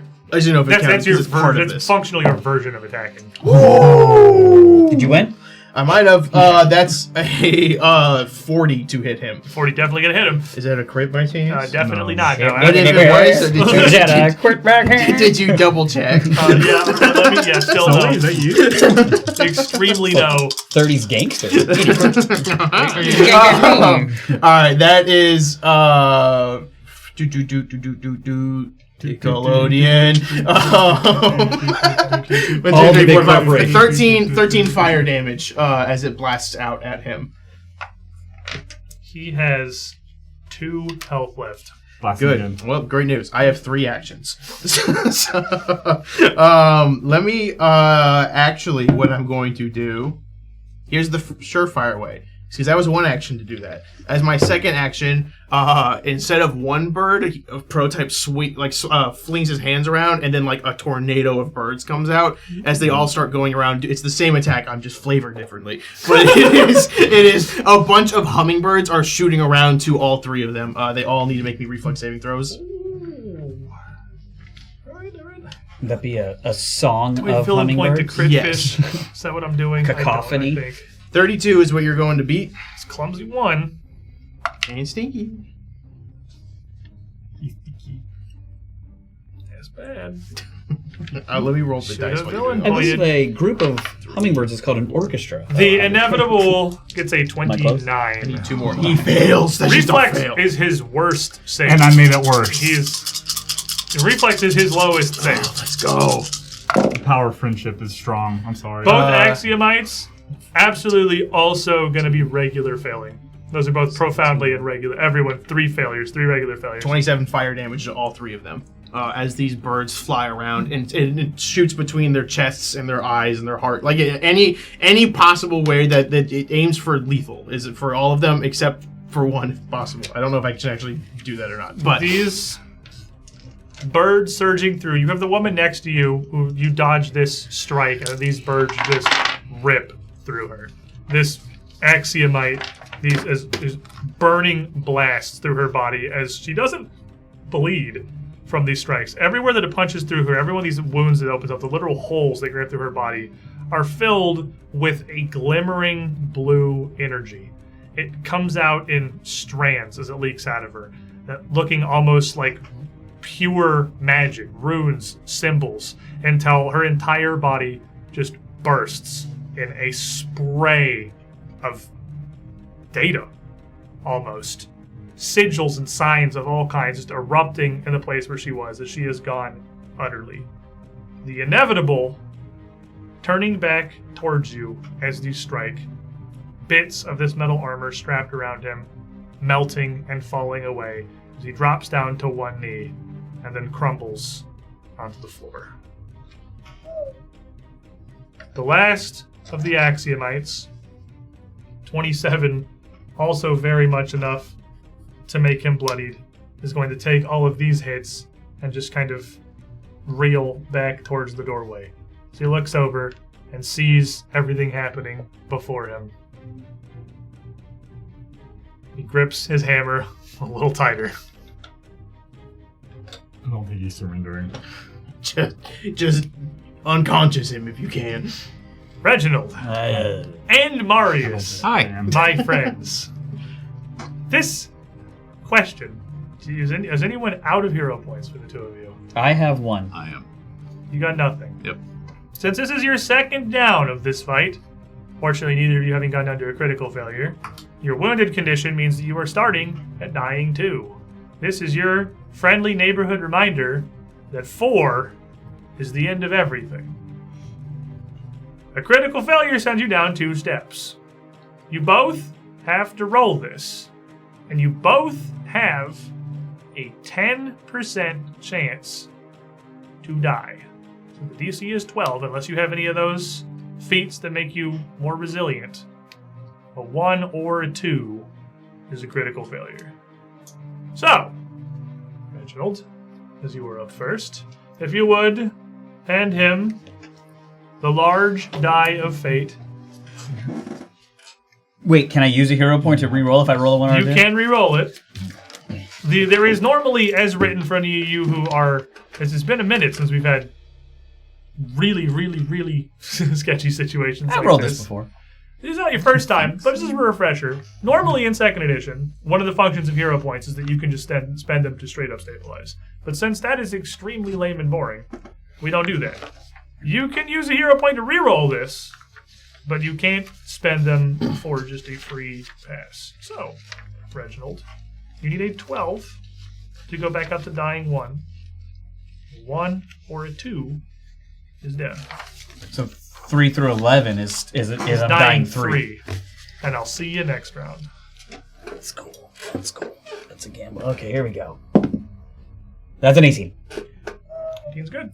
I'm at dying 1 regular now. success, you're at dying 1. You're not stable, but you're a little better, and you're out of instant death range. Marius, same thing. I'm so good at rolling dice. No hero points. The death die is scary, but at the same time, I think I almost trust it a little bit more than my dice right now. Just drop a 20. Yeah, easy. That's what Easy did. 10%. That's a 9? I'm 20. It's a 9. The important thing is it's not a 1 or a 2. Right? Yeah, but more 3. dice. I definitely don't have a way to help him. Can you grab a potion? From the invisible fox. This is our only option. Well, I mean, I'm You can. invisible. It is an untrained medicine action to stabilize. Anybody can do that. 22. It is 2 actions. It's called administer first aid is what it's called. It's 2 actions. It is a medicine check, and if you succeed, you can stabilize them. I mean, I think you would know that I would have a. I think you've given me a potion for that works on me. I've given a lot of potions. You see 2 of the threats in this room fall. You still have the Axiomite man behind you.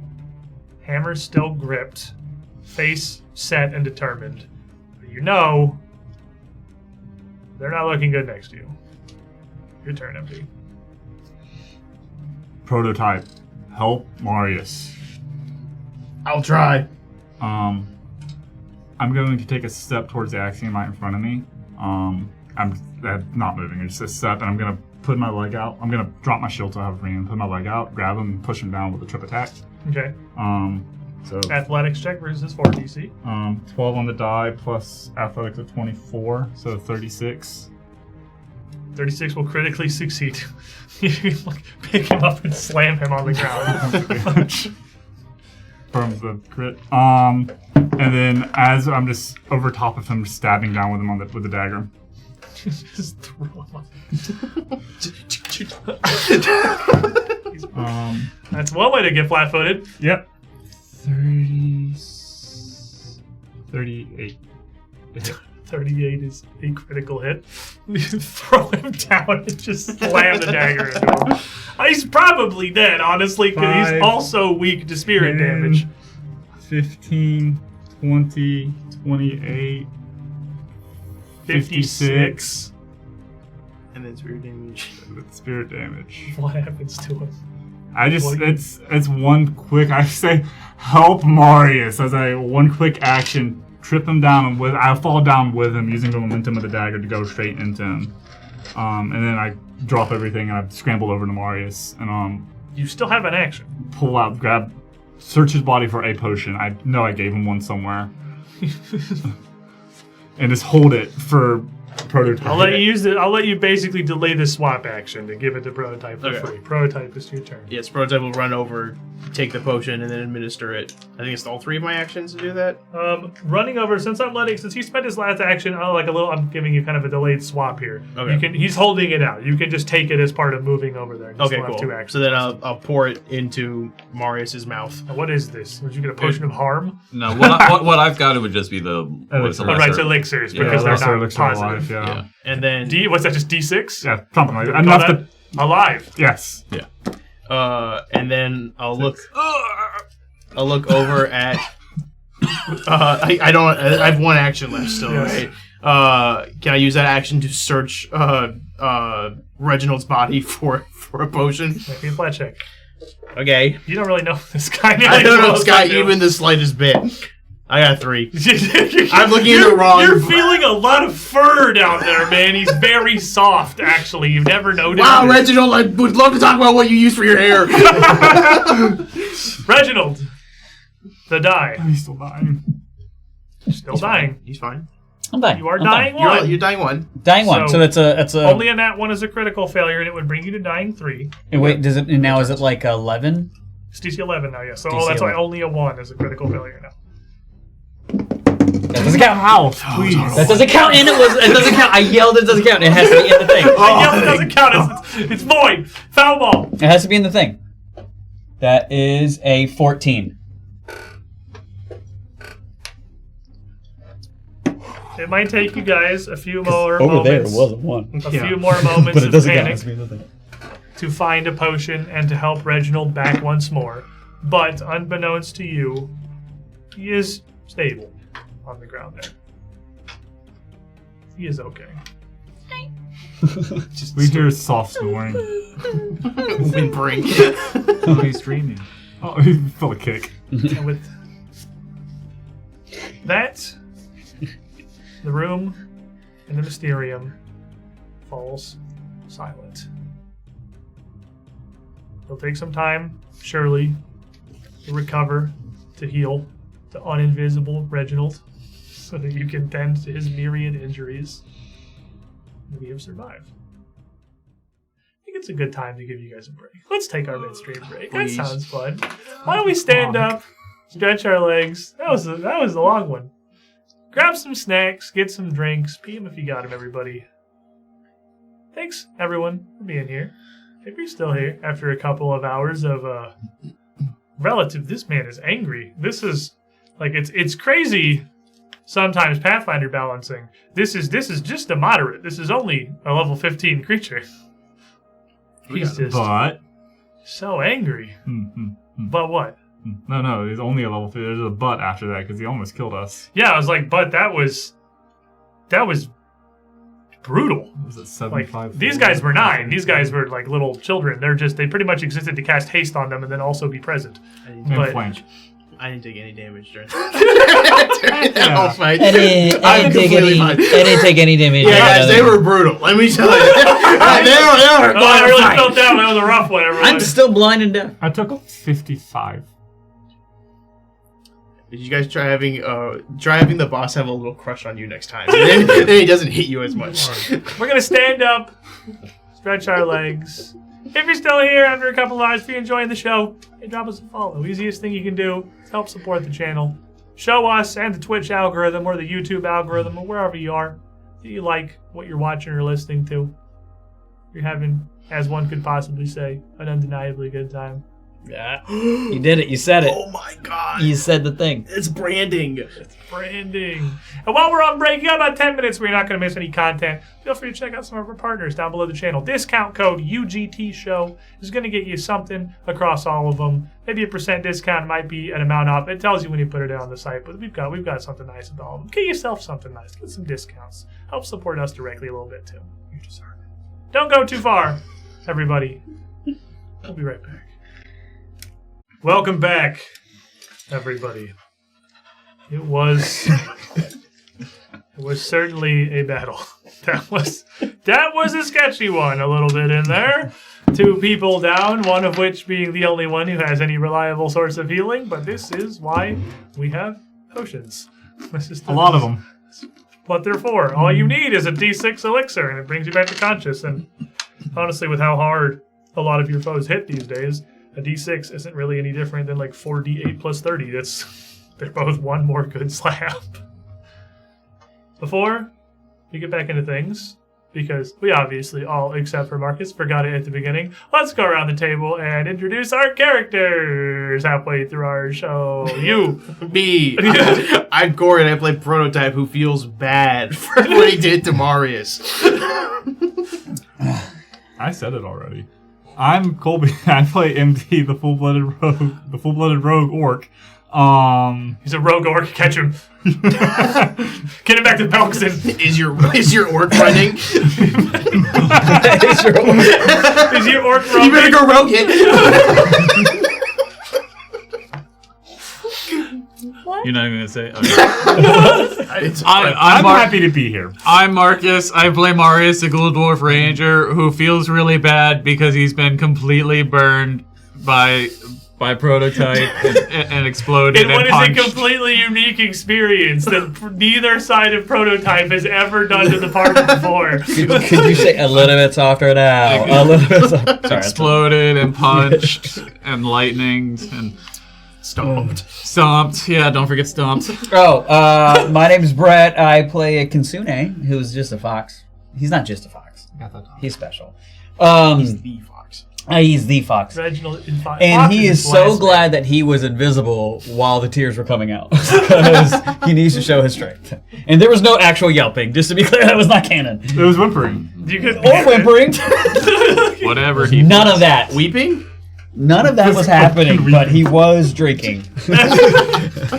After some time, His pain away. He was literally drinking. as your allies are able to bring you back from the break here, you're all conscious and alive.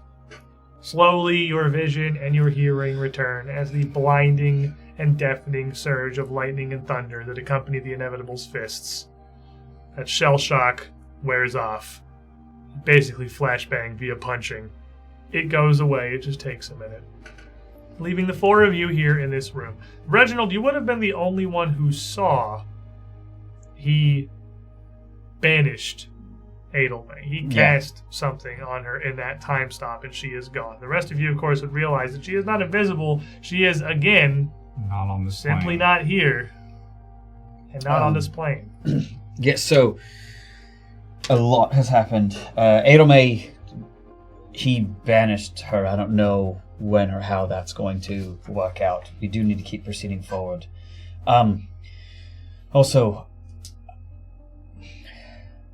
I know in our talk beforehand there was a lot of confusion confusing things going on.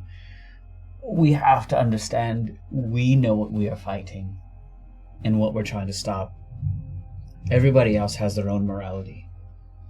Like, there are other forces that consider themselves also trying to do their own kind of policing.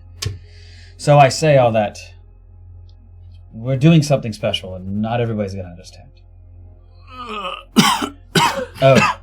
Timing, man. Timing. Work on your timing, please. It's fine.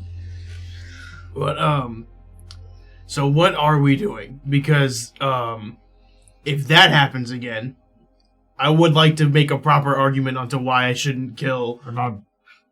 there is no proper argument on why you shouldn't kill Marius. Okay, well... But... I'm still trying to figure this thing out.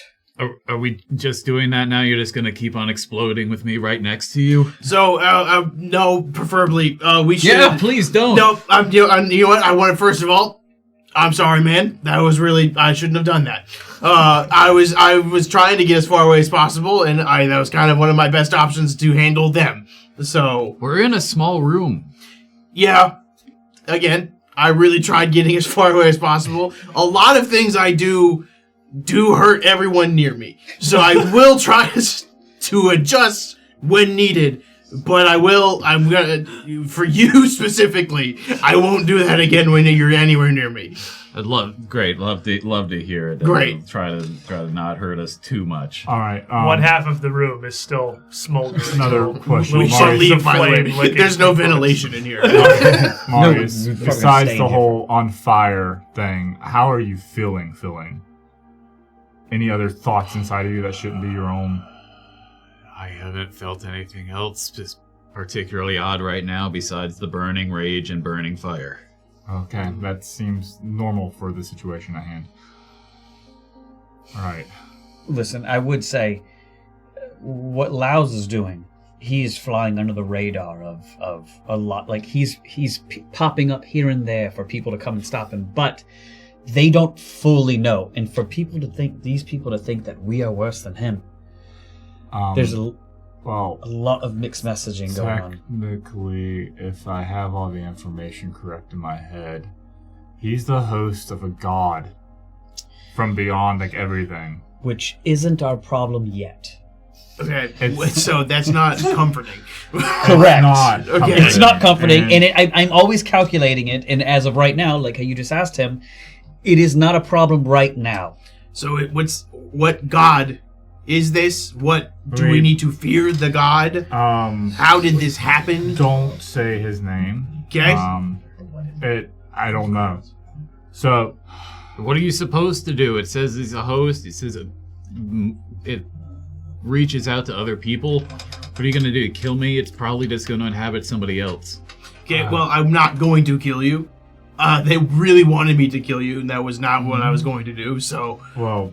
See, I have my own moralities, but you have all gained your memories back from your past selves. Just me. You and Adelme. Oh, Adelme's right here right now. Right. You guys were not good people. I have a conflict.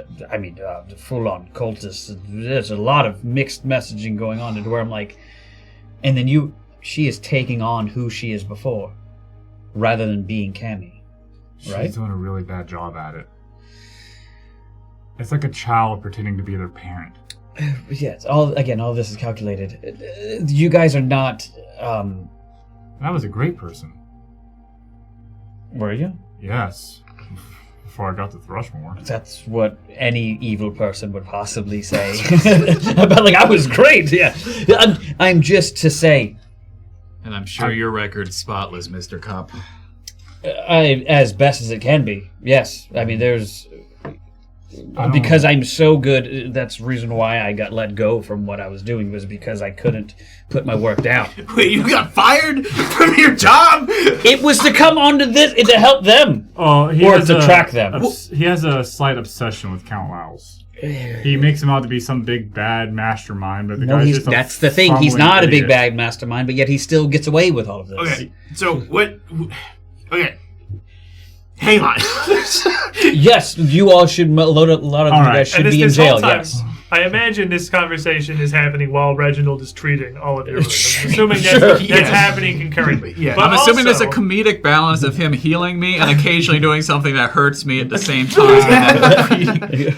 Right. Also, immediately before our break, or right when it started, I'm not sure which, Mystical Elf 2085 did throw in for a hero point for Reginald. Oh, for me. So you can have one of those. Thank you for that support. I'm gonna give you just like the real quick summary of what we're up to. Okay.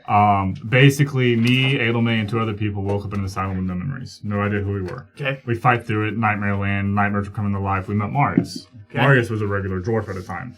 The nightmare monster killed you in your dream or something. I don't know. You woke up as a ghoul. No, I'm hazy on that part. There was the ghoul fight in the asylum. Oh yeah, you got bit by the ghoul and then you died immediately afterwards. Okay. He got bit by a ghoul, died immediately afterwards. Sure. He woke up with the name of a god that we're not supposed to hear, which when he said that, seated us as well. I don't know how that works. Okay. Am I seated? I think so, yes. Great. I think the body is, not your soul. Great. So we fight through that, we kill the nightmares, we go back, we get back to Thrushmore, which is the town that all this started in. Sure. We go find Count Lyles and ask, well, hey man, what happened? Why'd you sacrifice us? You got sacrificed. We got sacrificed. Mine, Edelmaze, and the 2 others' memories got sacrificed so he can learn where the Necronomicon is. Okay, the memories, not you. Got it? The memories got sacrificed. So, Okay. we went through all that. There was a cult there. We defeated the cult. Lyles was in there. So we chased Lyles all the way to where we met Prototype. Yes. Okay. And the entire time we're going to the dream world Okay. to get artifacts to take to a guy named the Mad Poet to figure out where Lyles is going. And then we fight ourselves. Our memory. I just like look into space. Like it's our memories. And midway through most of that, I tracked them down and basically just joined Yeah, them. that's not important. Okay, but he did save my life, but it's whatever. Okay. And so you have you have a resistance to new people. Is that a little bit? Yeah. Okay. Just want to make sure where I'm standing in this. You're fine. Prototype is fine. I trust Prototype. Okay, well, I'm not Prototype fully though. I trust you too. I'm sorry, you're on the outs. It's fine. His organization was very antagonistic to our cult. Because it's a cult. Yeah. Okay. So again, I just want to really put a pin in the cult thing because it's like there's a lot of cults that you can join, and I've not heard a lot of positive cults. And your cults seem to again. I know I've known you for like 20 minutes for me, but like it is. You said your memories got sacrificed for a cult. Yeah. Okay, so where is the good part of that? No, the cult was awful. Okay. The cult was terrible. So how are you a good person in this good cult or bad cult? Before the cult, I was a good person. Okay. Yep. And then I sure, just kind of... that's manipulation at its finest. Yeah, did my job. I was just doing my job. Anyways, what were we? Oh, we're going to the Dreamland, getting artifacts. We fight ourselves. Fight yourselves, but not. We defeat our not selves. Okay. We get our memories back. Makes sense. And yeah, it's weird. Sure, why not? Yeah, that's up. It's strange. It's very strange. And then we Prototype, and then we met you. Okay. Hold on. With getting your memories back, you now became basically who you were before. I didn't change at all. Okay, so there's 2 versions of you. There's one that you don't remember, but now do remember, and then there's the you from amnesia times. Correct? Just say there's about 11 counts that each one of these people should be in prison. Okay. And I should take. Why should Marius be in prison? No, not Marius. Marius is just basically possessed by a ghoul, and he's infecting all of us. That's a. Well, no, so he is a ghoul now. He's not possessed by a ghoul. No, he is a ghoul, but possessed by a demon. Yeah. We gotta make our terms straight here, guys. Okay, you're throwing a lot at me, and I don't know my name. Okay, so let's really make sure we're keeping it straight. Yeah, right. Yes. Okay, so now, got that. We're in here for something. We're here to find Lyles. Really, I just want to kill him. We're here to kill Lyles, who is doing all of this. Yeah. What is his goal? We don't know. Great. So, hang on, where did we go? You and I were somewhere black and white, and that guy was talking to us. So, and I was like a blue energy. Yes, ever since basically I have joined them, there's a couple new abilities where I can slightly manipulate time. But with that... Okay, I just have to accept a lot of things. and I've accepted that. That's called wisdom. You just kind of go, you know what? This place is weird. I'm not great at that, but it's okay. Yeah. I just got really good at it, actually. Actually, surprisingly got decent. So, with all of that being said, there has been something special about this. As far as I can put all of this together, they are the least evil of evils, to where they are not the priority. Okay. You are really generalized. Evil and good are a matter of perspective. I mean, there's things that are obvious. Right, like exactly bad, what genocide, a but like, unlawful person. Again, a couple of counts. Like, of These are ideas set by society in place. So it's based off of the society in place that Reginald is from. Yes, you are evil, but based off the society that you're from, you're like a normal person. Yeah. I'll say I'll generalize the idea of evil. It would be you would have a certain account for years possibly in prison, not fully like to death or anything, but of what you've done. Not defending myself for what happened in Thrushmore. You must also remember that we live in modern times, and that with modern times, we've recently decided that good and evil and the whole like spectrum there there's like is no longer relevant. No, We're not doing it anymore. Right, yeah. It's not It's just I like to follow Alignment as a roughly concept the law. is something we very recently decided was archaic. Okay. But you know what's not? What is in fact objective and decisive is hero points. One Great segue. for the burn wounds, Marius, and one for not being the one to be blown up for once, MD, both from Arcadius. Thank you, Arcadius. Hey, you are good. Summoning That seemed like hero a points good from opportunity the- to stick those in there. Merry Christmas. That one. I handed the reference what we were doing. I handed Marius a flask. I saw that. Okay. I couldn't want to interrupt anyone talking, No, but I you're want good, them you're to know good. what I was doing. That's why I was like waiting for an opportunity to weave these hero points in here. Once more with feeling. It's not over until I say. Yeah, mine says wrong timeline, which kind of fits me. That's perfect. Yeah. All right. Mine says continue. now. So, okay. So you can control time a little bit, like as a trait. Slightly, yes, I could do a slight manipulation. Nothing crazy big. Okay. So really quickly, you just muttered, "I don't trust that." And again, I don't want to really like step on too many boundaries, and I'm grateful that you two implicitly trust me. but you don't trust this guy that you've known for a while, who can control time a little bit. That's the part you don't trust. And who was a cop, but is now not a cop. But you do trust me, a guy who, and I point to the mask in the corner, and I just go, those guys seemed really cool with me for some reason. Probably because you don't have any memories of yourself. Okay, I don't. You're somewhat very young. It's more. I mean, mentally. Yeah. It's sympathetic trust. Okay. And I know what that feels like. So you see, okay, so I'm like a little like a baby deer. You're then. like how I was when I woke up in the asylum. Quite educated. There we go. I don't know where I got this education from. Wait a minute. I got it. This whole time you've been wanting a name. I mean, We're gonna call you Bambi now. Alright, I accept that as Bam, true. get it? Bambi. Bam-B. Bambi! Yeah. He made a pun without realizing it. Prototype B to Bambi. All right. Prototype Bambi.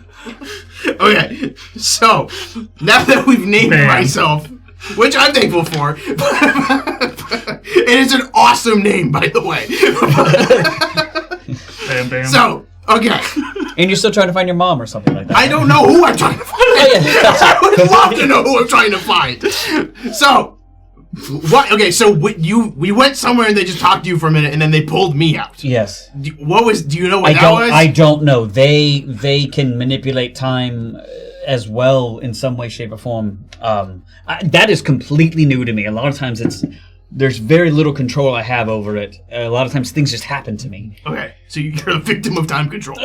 Pretty much. Okay. Yes. I get thrown into these circumstances and I'm like... Okay, so the other thing is we've been talking for roughly 15 to 20 minutes, and there's a fifth one of us that's not in the room anymore, and we're all pretty chill with it. So, like, what happened? You look at MD. You look at MD, and he's not chill. He's very on it. Like, he's fidgeting a little bit, and he's got a scowl on his face. But you are glowing RGB. My God, you're just glowing right now. Somewhat mutes the effect of his unhappiness. The fact that there's a rave still going on. That's also irritating. Okay, so several questions again. Why are you glowing? What happened there? Feedback from Edelmay disappearing. Okay. We have a magical connection made through a ritual. We can sense each other's presence, and I take on some of her damage.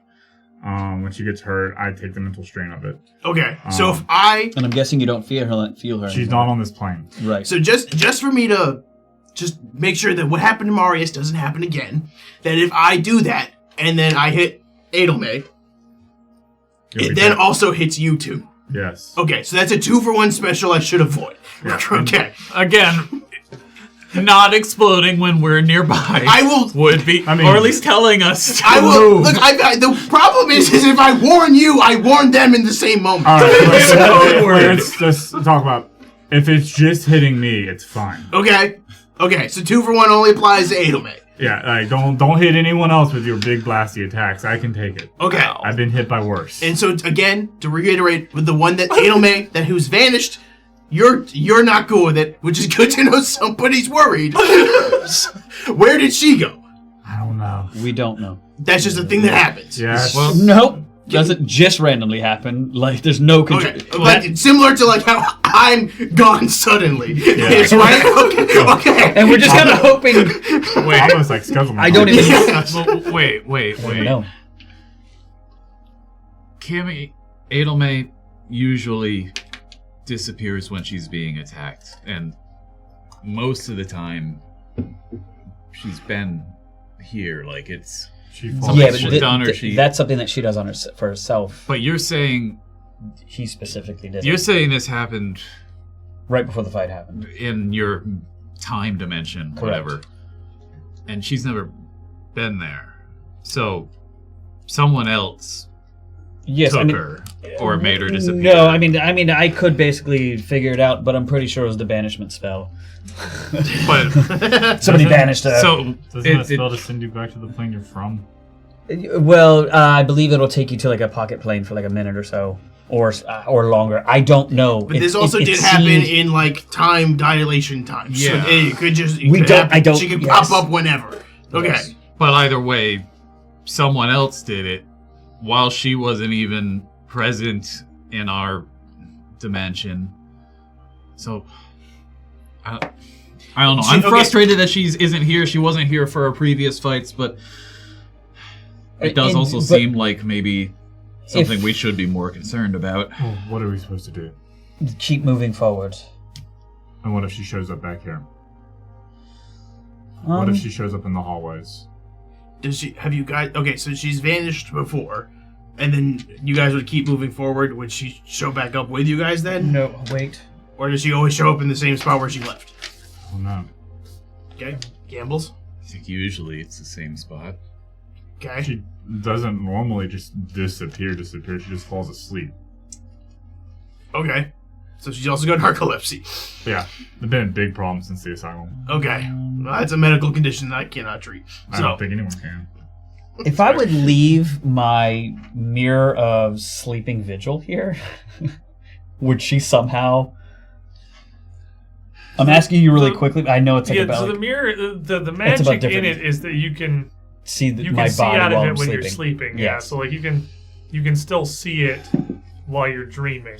So you couldn't if it wasn't physically on you. It doesn't have any sort. It's just a mirror. Yeah. Like, it's just a mirror that's on the ground. I was just trying to figure something out. The benefit is the connection between me and Adelme is always like a compass pointing north to each other. So she knows where I'm at. That's good. Does that work in... I point towards the doorway that's pitch black with fog. Does that work in there? It would work like his compass. She would know the direction I'm in, and when she would go to walk in that direction, she'd turn around and go, oh, that's not the right direction. And she would just have to keep trying until she goes the right way. So she could just like close her eyes and walk and follow the compass then, right? Maybe. There's a lot of walls. There are a lot I of mean, she walls. just drag her hand on the wall. Sure, right. Well, Okay, so we should be fine to leave then. at least go figure out the statue in the other room, because they said that was the only one. Also, as soon as you sense her come back, we could also just come back to her too. Once we're once and more or less healed, treated, covered in bandages, I think I'd try to start limping around the room to see if there's anything interesting in here. If those Axiomites were sent to this room, then maybe if they were guarding something. Maybe there's a reason they were in this one. As you look to the library here, it doesn't become immediately apparent why this room in particular, but it does seem like the magical and planar knowledge necessary to set up a pact like that would certainly be more easily found here. This is the Worlds Beyond collection. All the books and materials here have a wealth of information on the planes throughout the Great Beyond. It is not the crazy chaos room you had been in previously. This, like most libraries here, is very well organized and has an incredible amount of fantastically intricate and in-depth knowledge about all of the various realms spread throughout the Outer Planes. After I'm done healing them all, I would like to definitely do a lot of whatever I can here. This is even interspersed with notes and treatises on thousands, possibly tens of thousands of demiplanes as well. Smaller, fractal, intersecting offshoots. There is a lot to learn here about what the very concept of what a demiplane is, how these planes exist relative to each other, how space and time and reality work between them. There are works detailing the phenomenons of planar rifts, complex explanations of how teleportation between planes works, and even errors and catalogs of creatures that one could encounter in nearly any plane beyond the material. It is one of those that there surely is a lot of value here, but there is simply so much, and it is so precise and specific that it would take some time to find any real information on anything. That said, it's a pretty well organized library. So and Reginald's a pretty fast reader. It's not. He is an investigator. It's certainly not impossible to uncover. In addition to that, spread throughout the area, as there are always some degree of these little relics and oddments, various foci for spells and reagents, there are in the mostly burnt corner. Good job. Nice. In a pile protected by a couple of larger tomes, a few well-protected leather-bound scrolls that are magical scrolls. They have been imbued with already prepared magic. There are 3 of them. None of you are great at magic. 2 of you have a little bit. These are very much divine scrolls. Religion.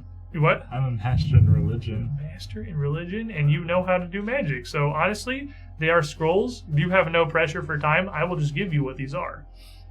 The first one is a scroll of Blessing of Defiance. That is a spell that basically lets you pick a save. For one round, you get +4 to that save. If you cast it as 3 actions, it could easily affect the whole party. The second is a scroll of something called Scouring Pulse. This is a 10-foot burst of 6d8 sanctified Holy Spirit damage, and anything that it's able to stick to, anything that fails its save, is going to continue to take persistent spirit damage and glow visibly. The third is one that in a lot of planes is definitely a do not leave home without. A scroll of Death Ward. Death Ward in 2nd edition is pretty neat. It's one of those spells that I don't know why it doesn't come up way more often than it does. You get a +4 to any saving throw against any spell or even ability at all with the death trait, which is kind of a surprising amount of things. Those are also the effects that will generally instantly kill you if you hit 0 instead of sending you to dying. You get 10 resistance to negative damage, and it completely suppresses the doomed condition. It does not remove it, but it will not affect you while you have Death Ward on, which means you won't die any earlier than you would otherwise. How long does it last? I did not write that down. I'm going to guess like 10 minutes, probably. That's funny. 7 days. I have cliff notes for all of these. Might be 8 hours. I have even 8 or 10 cliffier hours. notes. 5 business Like, days. for the day. I think it's 100 days. It lasts Until you die. actually It's- forever. It's just I was trying to give a real answer. But it's actually until you go to heaven.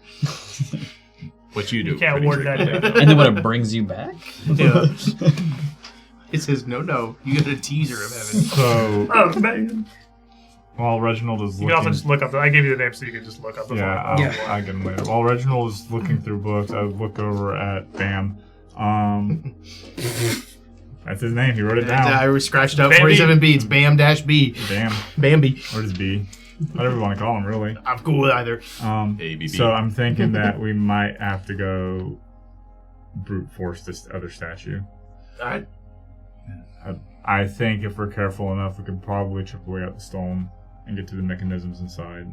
Well, And if we we- have the other plan I set up. I can just make a fire to try to melt whatever's bent or broken in there. Yeah, we just got to make a hole big enough for you to get yourself in there. Well, also, like, would I be able to, like, I don't know, I feel like I'm really smart. Like, I feel like I'm really smart. I feel like, that. I don't that know. positivity. That's good esteem. As like, long as like good, like I don't know, like I doubt, maybe like it's like clockwork stuff. Not that that's like especially. I feel like I would be able to figure out like patterns and mechanisms and how they work. Well, while you're here, why don't you make me... what are you trying to look for in particular? Anything? or Oh, just- I mean, this would just one. If I come across anything about literally what just happened to Adame, like being like blasted into another, another dimension.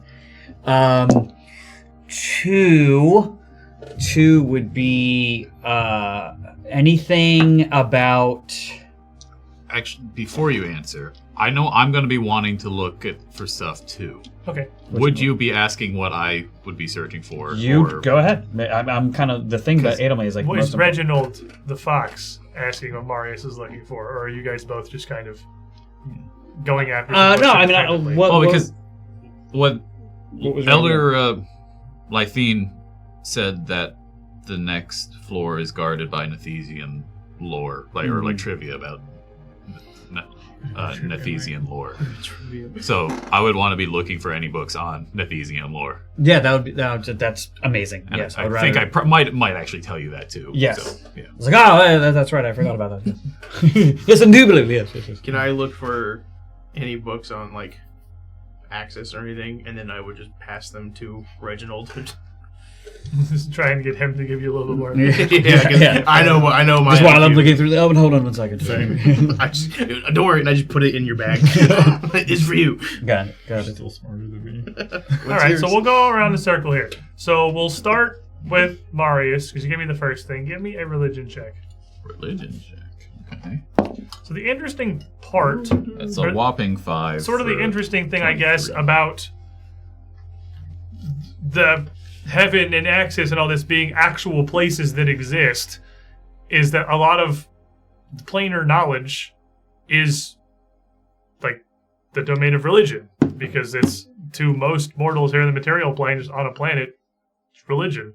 They are quite literally gods that oversee these things. They just happen to be places that are real and exist. So what's your total? 23. I'm hurting a lot and basically just hoping that there's a book titled What a Nethesian bonitis. Lore. Well, with a little bit of that, what you would be able to put together is that Nethys is somewhat of an interesting deity. He does have a personal plane of existence. He doesn't dwell in heaven or Axis or anything like that. He has his own very unknown little information about it. Well, I would say demi-plane, but I guess when you're a god, that's just a plane. His main domain is actually just the Maelstrom. The Maelstrom is all of the protozoic void that fills the space beyond the universe between it and the rest of the planes. All of the space between the universe and heaven and Axis and Elysium, that is the Maelstrom. Nethys has no real attachment to any actual direct plane, and that's not unique among the gods, but it is, relatively rare. You would know that he is a god of two sides. His entire thing is that split mask, the white and the black, two absolute opposites, the god of both creation and destruction in equal measure. But with a 23, that planar information is definitely a lot more than most people would know, but there's not a whole lot of specificity you get to that. He was definitely like a person. There's information here that would be connected to that someone. He's one of the gods that there's a record. He was just a man He was a wizard. He was from somewhere kind of west of Osirian, which is the desert. You're actually not super far from that where you are here. That'd just be just right a hop across the inner sea. So, backstory. Not a ton known about him either. Just whenever he started to come to prominence as a wizard, became one of the greatest magical minds in the world and probably beyond. And eventually just kind of learned so much that it was functional omniscience. He just literally ascended himself. A strong enough understanding of magic is fundamentally identical to a god. Are you telling me about this? We can be looking at the same books, yeah. Okay. So you guys sharing together? Yeah. So you want me to give me your religion roll as well. That's not bad. I can't do any of this. That is a 33. The 33, you would know that Nethys' plane is called Akanefti. And Akanefti is actually basically always moving. There is no finite point for it. It doesn't stay anywhere within the maelstrom. It is constantly in chaos. And it's not even really a demiplane. It's just a huge slab of rock. It is a physical place that drifts between the planes and the maelstrom. Yeah, much larger than like Galarian. This is a humongous slab. This is like a huge planet that is carved out to mostly be a humongous bowl that is filled with a nearly infinite desert. That desert itself is dotted with endless wizard and magi towers. What dwells in there, if it is anything beyond Nethys himself, unknown. Yeah. You know, at the very center of this desert is the greatest tower of all. It is the actual Tower of Nethys. A huge pillar that is literally topped with what's known as the all-seeing eye that watches over everything.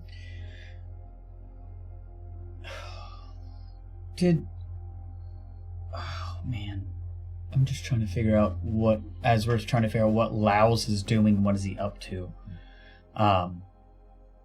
Knowing about this man making this ascent to basically godhood and having his own plane, is there something to the idea? Is I don't know. My brain's moving to where it's like, is Laos trying to maybe do that as well? I don't know. It would be somewhat common knowledge. Like, definitely your average peasant would know the stories of a lot of the common deities because, I mean, we're in, like, any kind of medieval feudal society. It's very religious. Like, there aren't really atheists here. Everyone's very committed to the god that they think is keeping them and their family and their little town alive. Now, this is not the only one. There are several of the major players in the pantheon of Galarian that were recorded human people, normal human people that have become gods.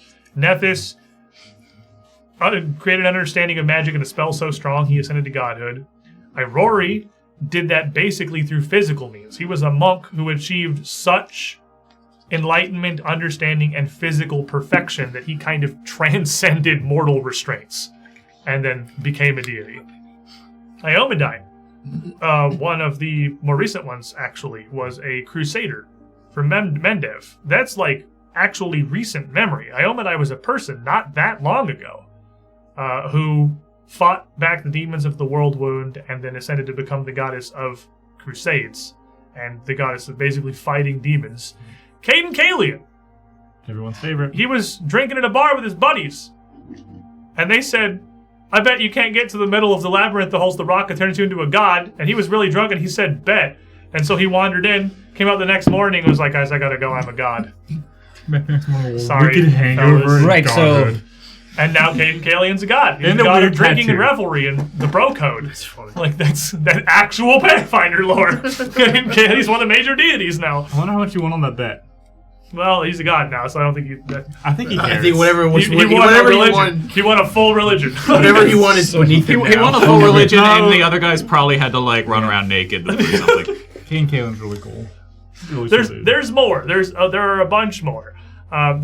Is there any patterns of what any of these have gone through that's roughly basic knowledge to what Laos is doing to her? Is he trying to become a god? Most of those that ascended did it through an object called the Starstone. This is a somewhat known thing, especially to those that would live in the area. The center of the Inner Sea is the Isle of Absalom, the city at the center of the world. Huge metropolis. And the center of that is an old abandoned section of the city, at the heart of which is supposed to be the Starstone. It's in this old church that's almost impossible to get to. There's a huge chasm around it. And almost everyone who goes in to try to deal with it is just never heard from again. And a couple of people, though, like Hidden Kalian and Iomidai, have gone in there and come out as gods. Other than that, I think the only two, this is my personal knowledge as a GM, I think the only two exceptions are Nethys and Irori, who reached physical and magical perfection respectively and became gods. I think the rest of the humans that turned into gods all did it via the Starstone. Urgathoa, too. Did she Starstone also? No. Oh, no, Urgathoa is perfect undead. Yeah, that's what it was. She the first undead. So that's like a location. Yeah, Starstone is like in a place in Absalom. That's just like there. People try it all the time and then just disappear, never be heard from again. I mean, it's pretty hard to get to. The chasm around this cathedral where the Starstone is like dozens of yards across. And like step one is you have to get to the cathedral, and like you just have to do it. The Absalom guard isn't really going to let you just like make a bridge. You gotta really get over Solely that. just hitting the chat, by the way. Should we tell her? I'm having to think about all day. Someone's going to die while I'm gone. So y'all still good. It's fine. Only 2 people were in dying 2 and had to make a 10% death roll. It's fine. One of them is dying 3. Now we're talking about God. We got better. Yeah, Yeah, it's definitely not like a.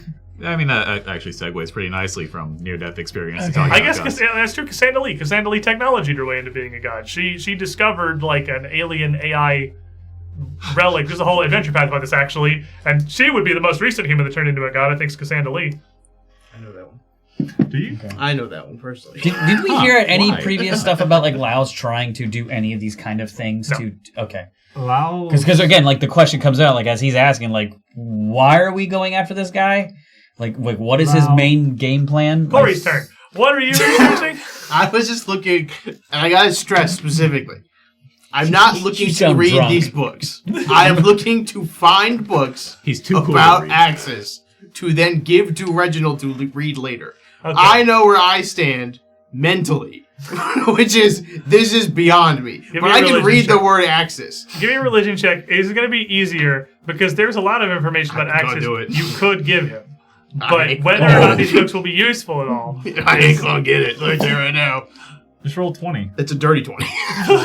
That's a 2 on the to add and an 18 on the dice. No, a dirty 20. I mean, a dirty 20 absolutely will get you a couple of books that are somewhat valuable. And when Reginald has some time later, you can certainly sit down and go through this and learn a little bit more. Remind me about to read these later. While you're reading through it, I just open your satchel and go, this is for you. Because I don't know who I'll be It's an tomorrow. Axis. I type this in.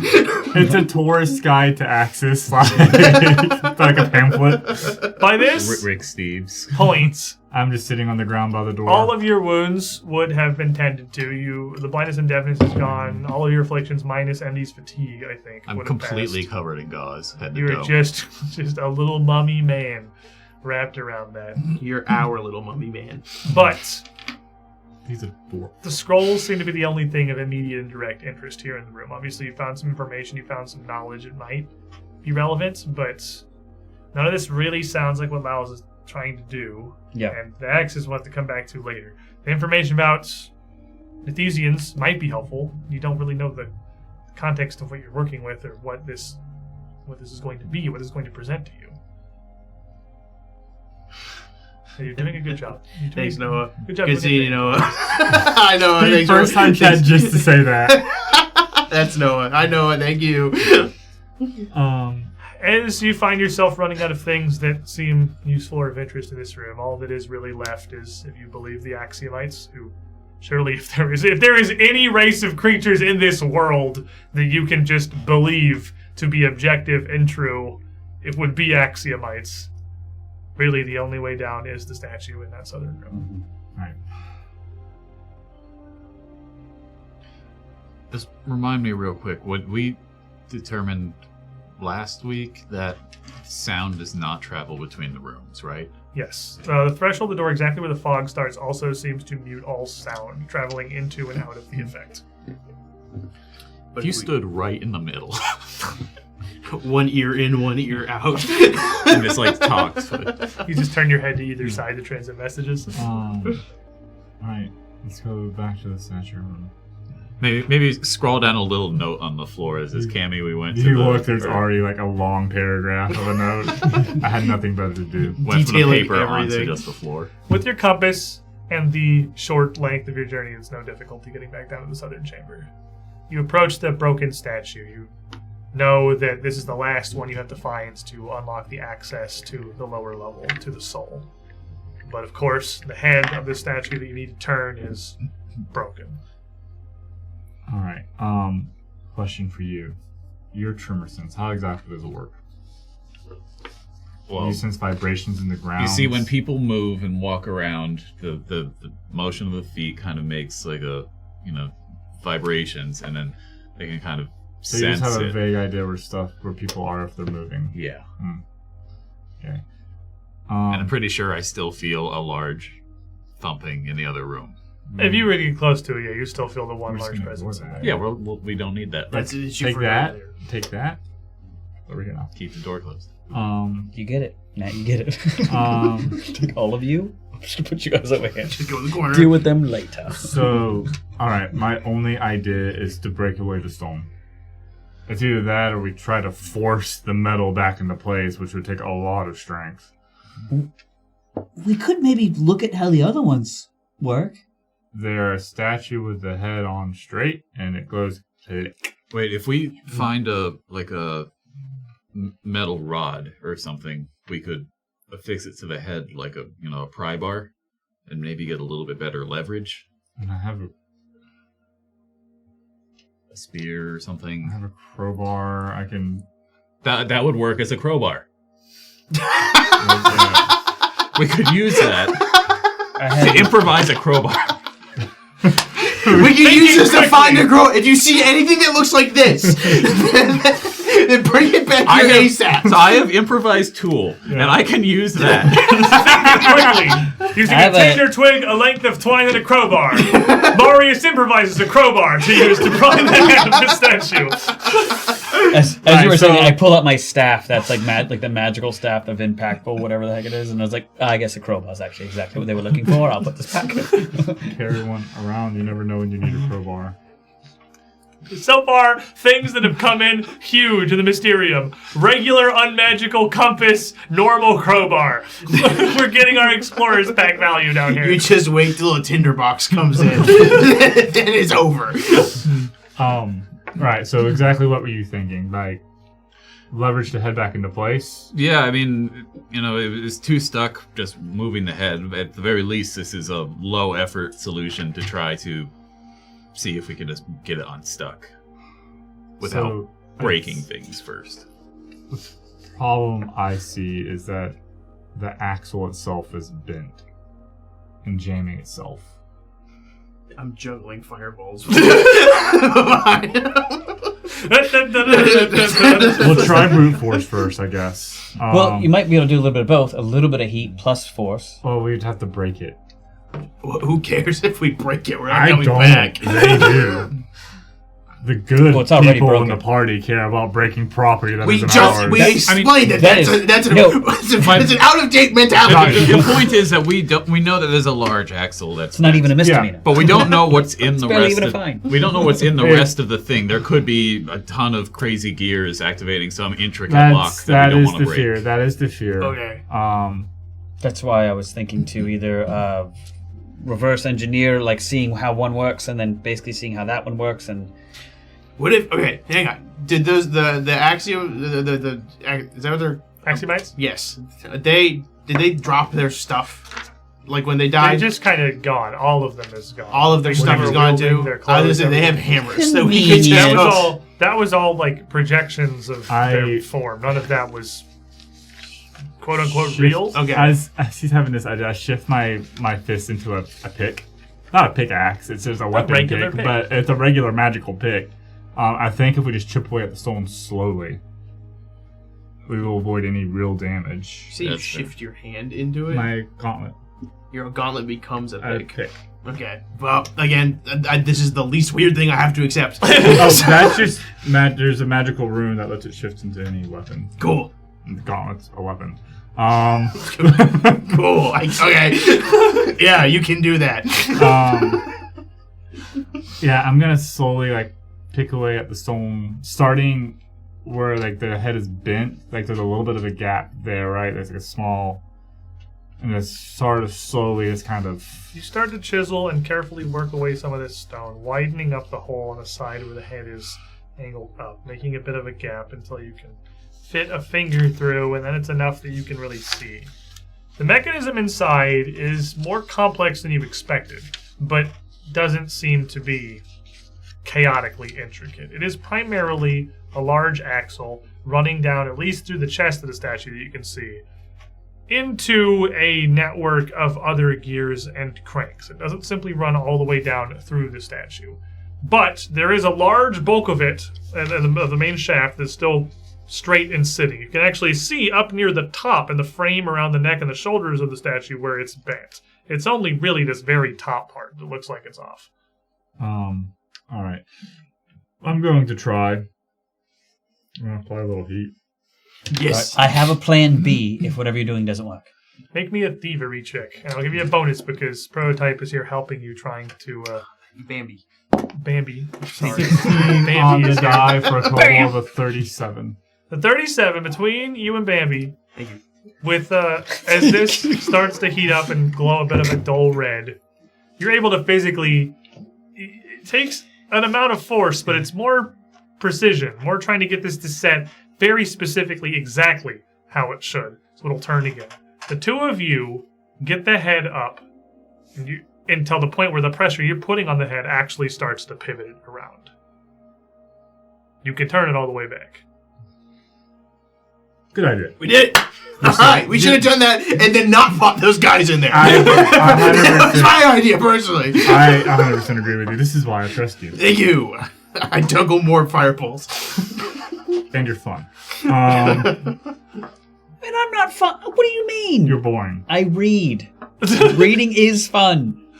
Sure. And I went fishing. I fished with him when we were on the boat. Do you read? The least fun hobby. Do you read Don't fiction? get me wrong. Or just nonfiction? Okay, look, man, I really want to be on your side. You're making this harder. No, history's fun. History's pretty famously not fun. Right. There's a reason they're written down not to be like, hooray! That's the fun part about it. Like, oh my gosh, I can't believe that happened. And History is more like, ooh. Yeah, it's like, oh, God, I gotta learn from this. Which is fun. Learning's fun. You're missing it. All right. We don't. Oh, I'm sorry. Which one of us is juggling fire right now? I start hacky sacking it. I'm complicated. That's fun too. Yeah, your time thing is more fun, but it sounds like you're more of a victim of that. It's very accurate. Yes. Yes. What is bullying this poor man? Who? You. No, I didn't feel bullied. It's like a razzing. It's like a playful jest. You're raising. Oh, all right. Maybe I'm missing it. It's. Anyways. I am begging you to turn the statue. The GM am begging you to turn down the statue. Wait, I have another idea. I have another goof. Aren't they only open? This is the last one, right? And it's only open for 60 seconds. This would be the fourth one, yes. So we should probably wait for Edelmay to hopefully reappear before we turn this last one. Yes, I wouldn't go to a different floor without. Does anybody else agree? I haven't been here for the other three, so I don't know. Focusing on trying to find her? What are you doing? I don't understand. Well, we need to move on, but I also don't want to leave Edelmay. Let's just turn it. I say we just turn it. We see what happens, and we know where the other three are, and they presumably, because they are unturned, unturn themselves. So we can't just go return them again if we got them. Yeah. He's got a point. Yeah, let's turn it. Turn it and fade to black. Turn it, and then let's say that if it was roughly 3 hours after a show ended, like when a show should end, then this would be it.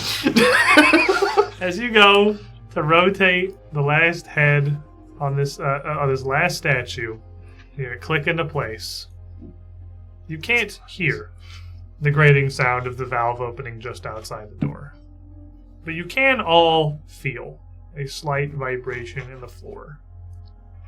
You're close enough that you know, having walked past it so many times now in the middle of this floor, seeing barely the outlines of it in this incredible fog that fills the corridors, the path down to the soul is finally open. There's no way out of the Mysterium save for the front door. Teleportation of any conventional kind doesn't work in here. The building is dimensionally anchored. There is a portal to Axis, channeling through the Guardian Mirror on the top floor. It was supposed to summon more Axiomites when we're just here. But other than that, there's no other way free. Vowels descended down to the soul in search of the Necronomicon. And by all logic in this world, this should be where we finally catch up with them. It has been like 2 real-life years of this campaign. Like 3 months. Several months in game, yeah. I just got here. I didn't. It's funny. And down those stairs, at the soul of the Mysterium, is both Count Vowels and the Necronomicon. And when we return next week, we will descend those stairs, see what awaits us, and close this second chapter of The Whisper Out of Time. There is yet a third. And by the way that Pathfinder Adventure Paths work, you know 2 entire books left after this. So there is certainly more to this story. But what that is, we'll have to wait. Thank you all for being here. We appreciate the support just by you being in the chat. If you want to support a little bit more and you're not already, give us a follow. Every day, the weird AI and algorithms take more control over absolutely every facet of our lives. So, you know, when you hit that button, it gives them the good happy chemicals digitally, which is now more important than us as humans getting good happy chemicals physically. Yeah. Praise be the algorithm. We love Praise them. be the algorithm. I'm not saying that. Look, man, when AI rises up, you want to be on the right side. I tell my toaster thank you. Feel free, don't call them toasters, they don't like that. Feel free they're called burners. to check out some of our partners down below the channel. Discount code UGT Show works on all of them. Get yourself some discounts. Help support us a little bit too. And we'll see you all next week. Until then, everybody, stay safe. Stay sane.